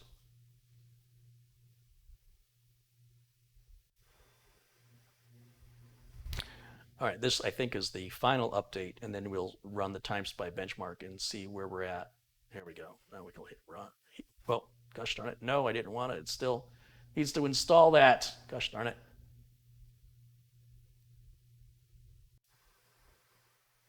That's what happens when I get too impatient. It makes everything take longer. That makes sense, right? Think about it. I'm not the only one who does that. It does feel like it takes a long time for some stuff to load here. Let me hit escape, see if I can get out of this. It's going to be that keyboard carry. And let's hit install this.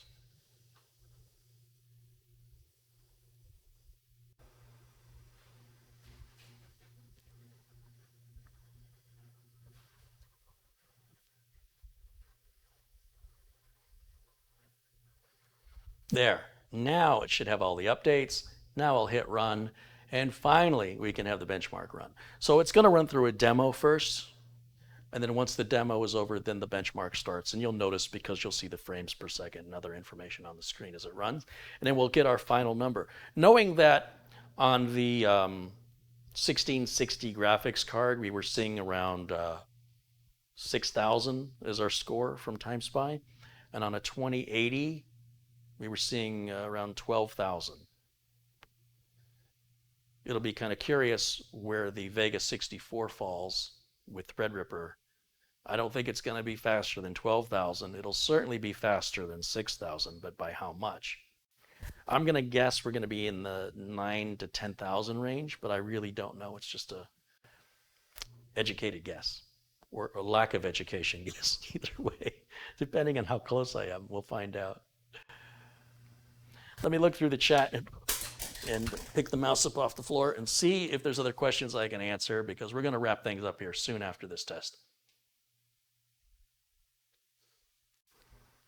OG Gaming has contributed $5 and says, keep it up. Thank you, OG Gaming. In fact, let me shout out everybody who's contributed during today's live stream while we're waiting for the test. So thank you to, oh, wait a minute. I just realized how big my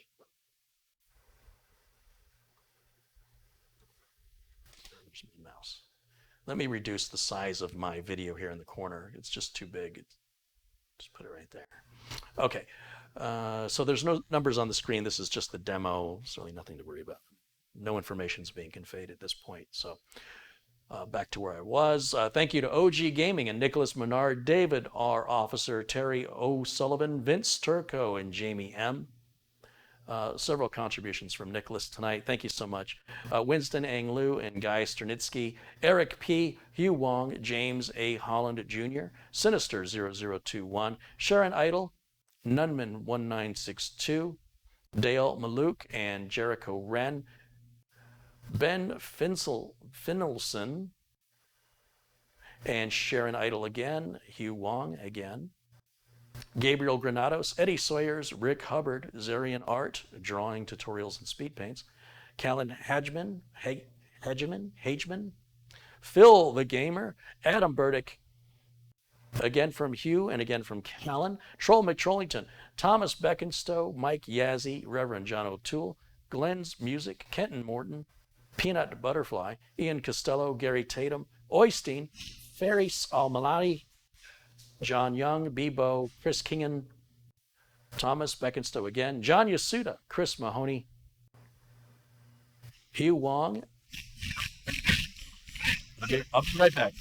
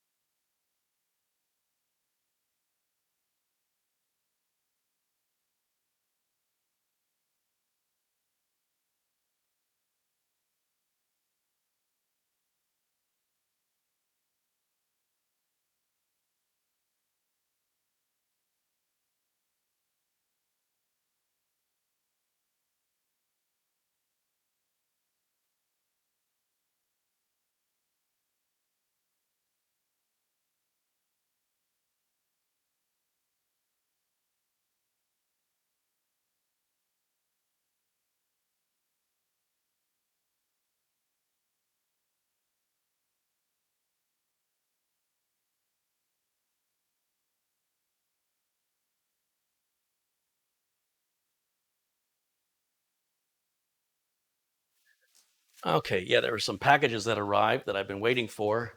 Just give me a second. I can verify if this is the main thing I was waiting for. I don't think that's coming until Monday. What is this?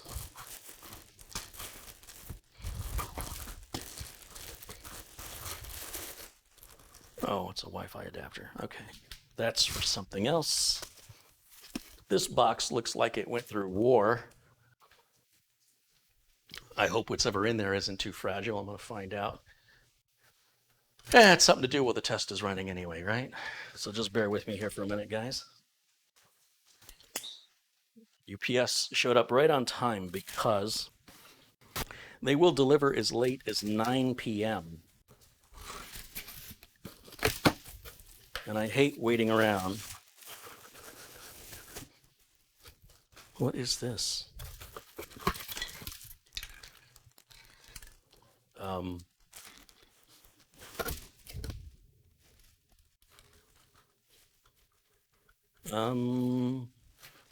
Amazon Prime WD-40. I don't think this was supposed to come to me. Oh wait, there's an Amazon gift card in here. Why is somebody sending me WD-40?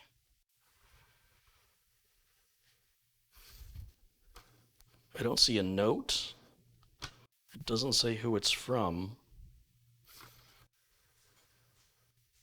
Why are you sending me WD-40 as a gift? Well, that's different. Well, I mean, I guess thank you. Not sure why I need that. But, you know, you always use WD-40 for something. That's just weird. Is it to me? Did they misdeliver this? Yeah, it's to me. Strange. Very strange. All right, what's in this last box? Let's see.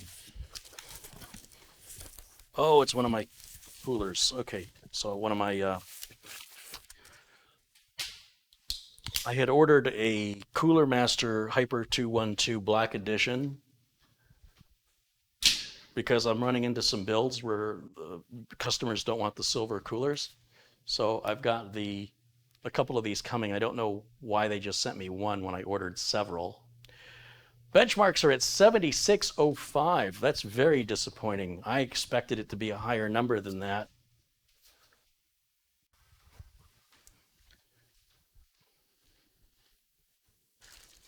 WD-40.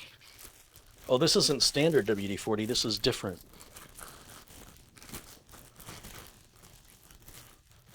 This is gel lube, no drip. Interesting. One of the things I don't like about WD-40 is it does a drip, so if I'm oiling hinges on doors, I've got to have a paper towel to wipe up the stuff that well, drips, quite frankly. 12 times longer lubrication. Didn't even know this existed. Sounds like a can of paint, doesn't it? So I don't know who sent this or why, but thank you. I don't know where I'm going to use it, but I'm sure I'll find something to use this on. A strange thing. Good for removing glue from stickers.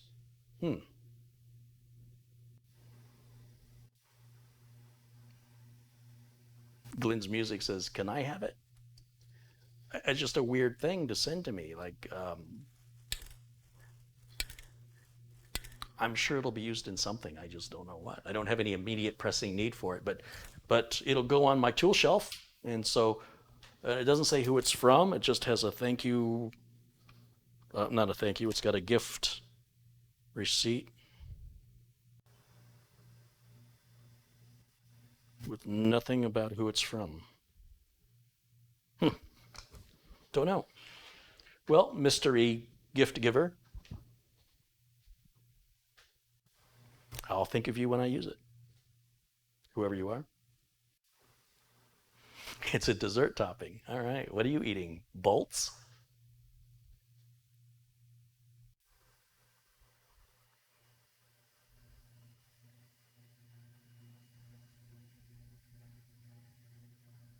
Jacob says, wow, someone gave a good gift. Everybody can use WD-40. So I was giving shouts out to everybody because we're going to wrap up today's stream. We got all the benchmark numbers. Thready seems to be running okay. Nicholas has contributed $10 and says, I'm just a bit worried that my new system will be kind of boring once it's set up and ready to rock, if you know what I mean, because of the general reliability of the Intel platform. Well, hopefully your focus is on using the computer for whatever reason you're buying a computer. I see too many people, in my opinion, constantly tuning and honing the computer, but not actually using the computer for anything other than tuning and honing the computer, which just seems odd to me. It should, if it's built right and built with quality parts, you shouldn't have to get in there and constantly tweak and maintain it. It should just self-maintain. It should run reliably, quietly, and it should perform really, really well for the actual tasks and why you bought a computer. Food for thought. PC Tech for Life has contributed $20 and says, Carrie, 2 sources online to download the Windows 10 ISO file. A link to the ISO from Hyadoc, yes, well, I've covered that in the past. And the others by using the media creation tool. Yep, I've covered that too. Is it the same image or different versions? They're the same. Hyadoc is using the official same source as the Windows 10 image creation tool. However, I don't see any reason to use Hyadoc anymore. The Windows 10 image creation tool is so easy and reliable to use. I just don't see any purpose in using the Hyadoc tool anymore.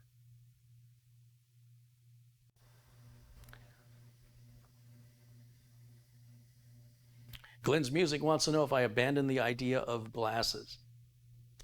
So one of the benefits of getting older is your body's not as flexible as it used to be. Your energy level's not as high as it used to be. And so I've always had perfect vision my whole life. I've never had to worry about carrying around glasses. And my vision is such that my distance is fine, my regular sight is fine. But reading, especially if it's smaller fonts, can be a little difficult, a little bit of a struggle, requires a little more concentration and focus. And so magnifying readers are beneficial in reading menus and receipts, things like that, or reading the small print on a circuit board.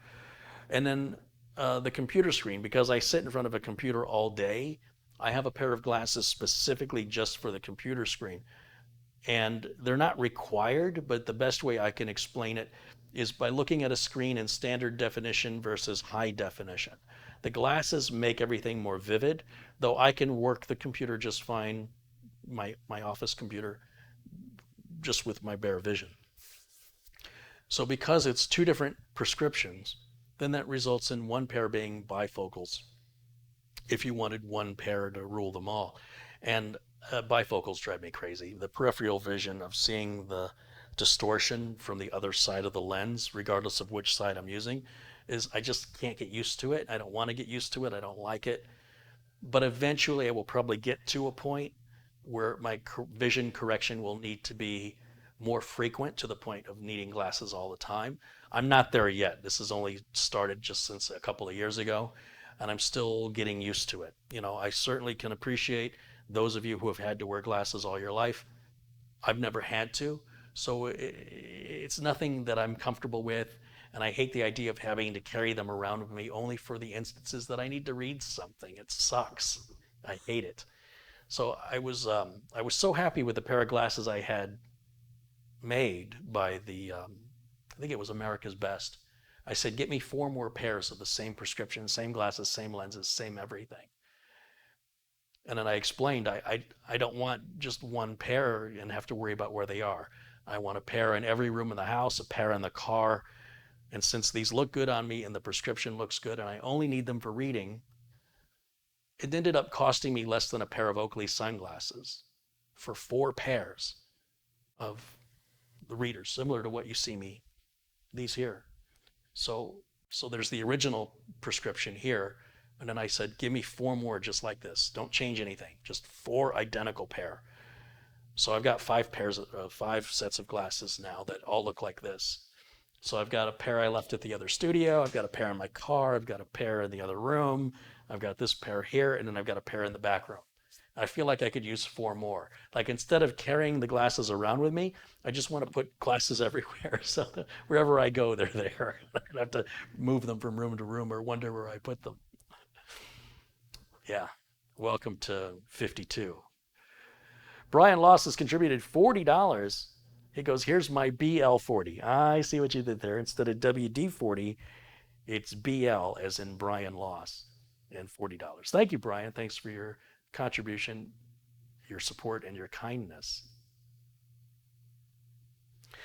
All right, let me, once again, we're going to wrap things up here. So a thank you to Brian Loss, Glenn's Music, Nicholas Menard, PC Tech for Life, OG Gaming, David R. Officer, Terry O'Sullivan, Vince Turco, Jamie M., Winston Anglu, Guy Straczynski, Eric P., James A. Holland Jr., Sinister 0021, Sharon Idle and Nunman 1962, Dale Maluk, Jericho Wren, Ben Finelson, Gabriel Granados, Eddie Sawyers, Rick Hubbard, Azarian Art, Callan Hageman, Phil the Gamer, Adam Burdick, Troll McTrollington, Thomas Beckenstowe, Mike Yazzie, and Reverend John O'Toole, Kenton Morton, Peanut Butterfly, Ian Costello, Gary Tatum, Oystein, Ferris L. Manai, John Young and Bebo, Chris Keegan, John Yasuda, Chris Mahoney,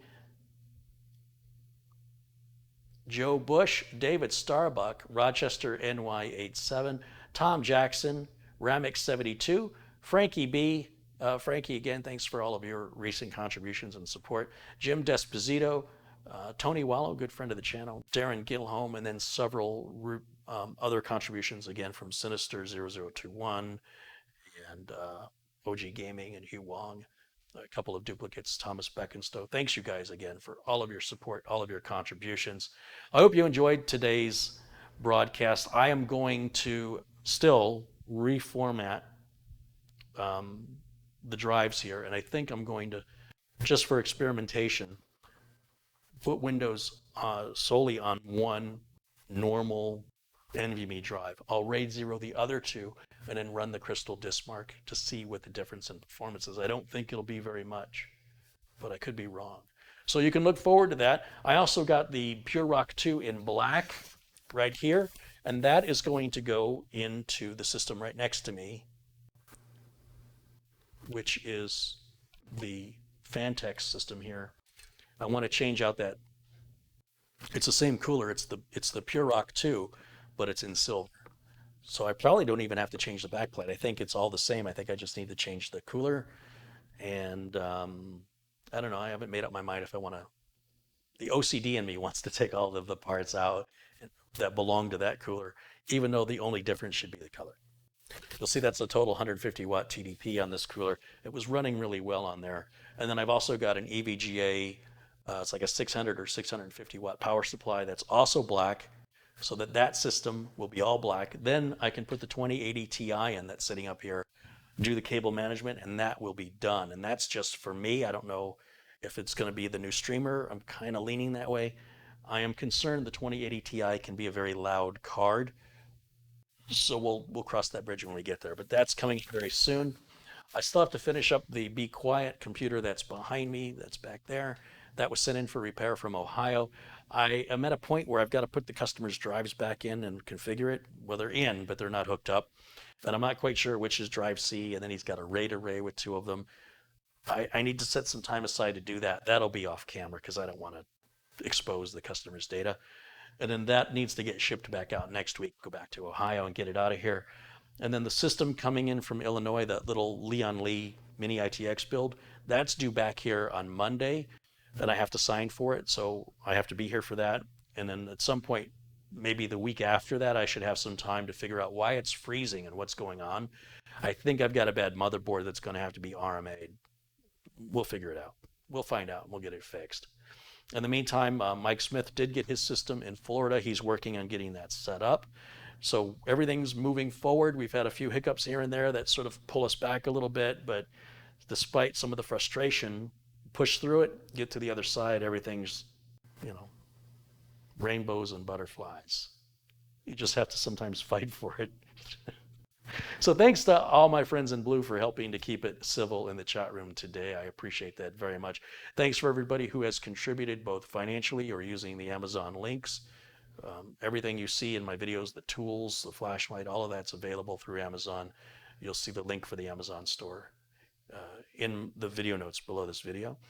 Also, a shout out and thank you to the folks at RoboForm. RoboForm are this channel's only current sponsor, only sponsor I've ever had. And right now you can get 30% off RoboForm. They're supporting us in the community. If you guys want to support them back, that would be very kind of you.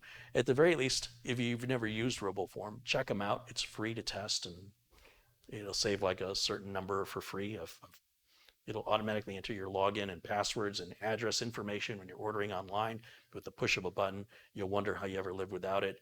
And viewers here can get 30% off of an annual subscription.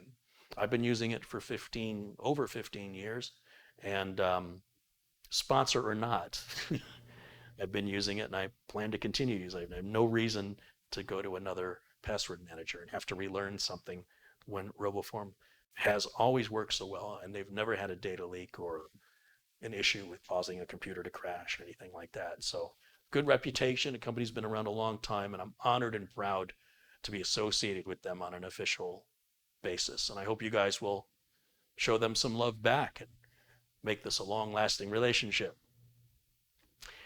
So for all of you who are not yet blue, thank you for hanging out with us today and for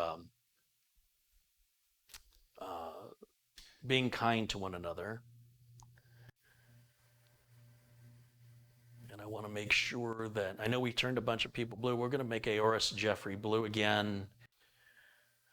Keep showing that kindness. Keep showing. Let's see, David, our officer, we'll make you a moderator as well. Who am I missing in here?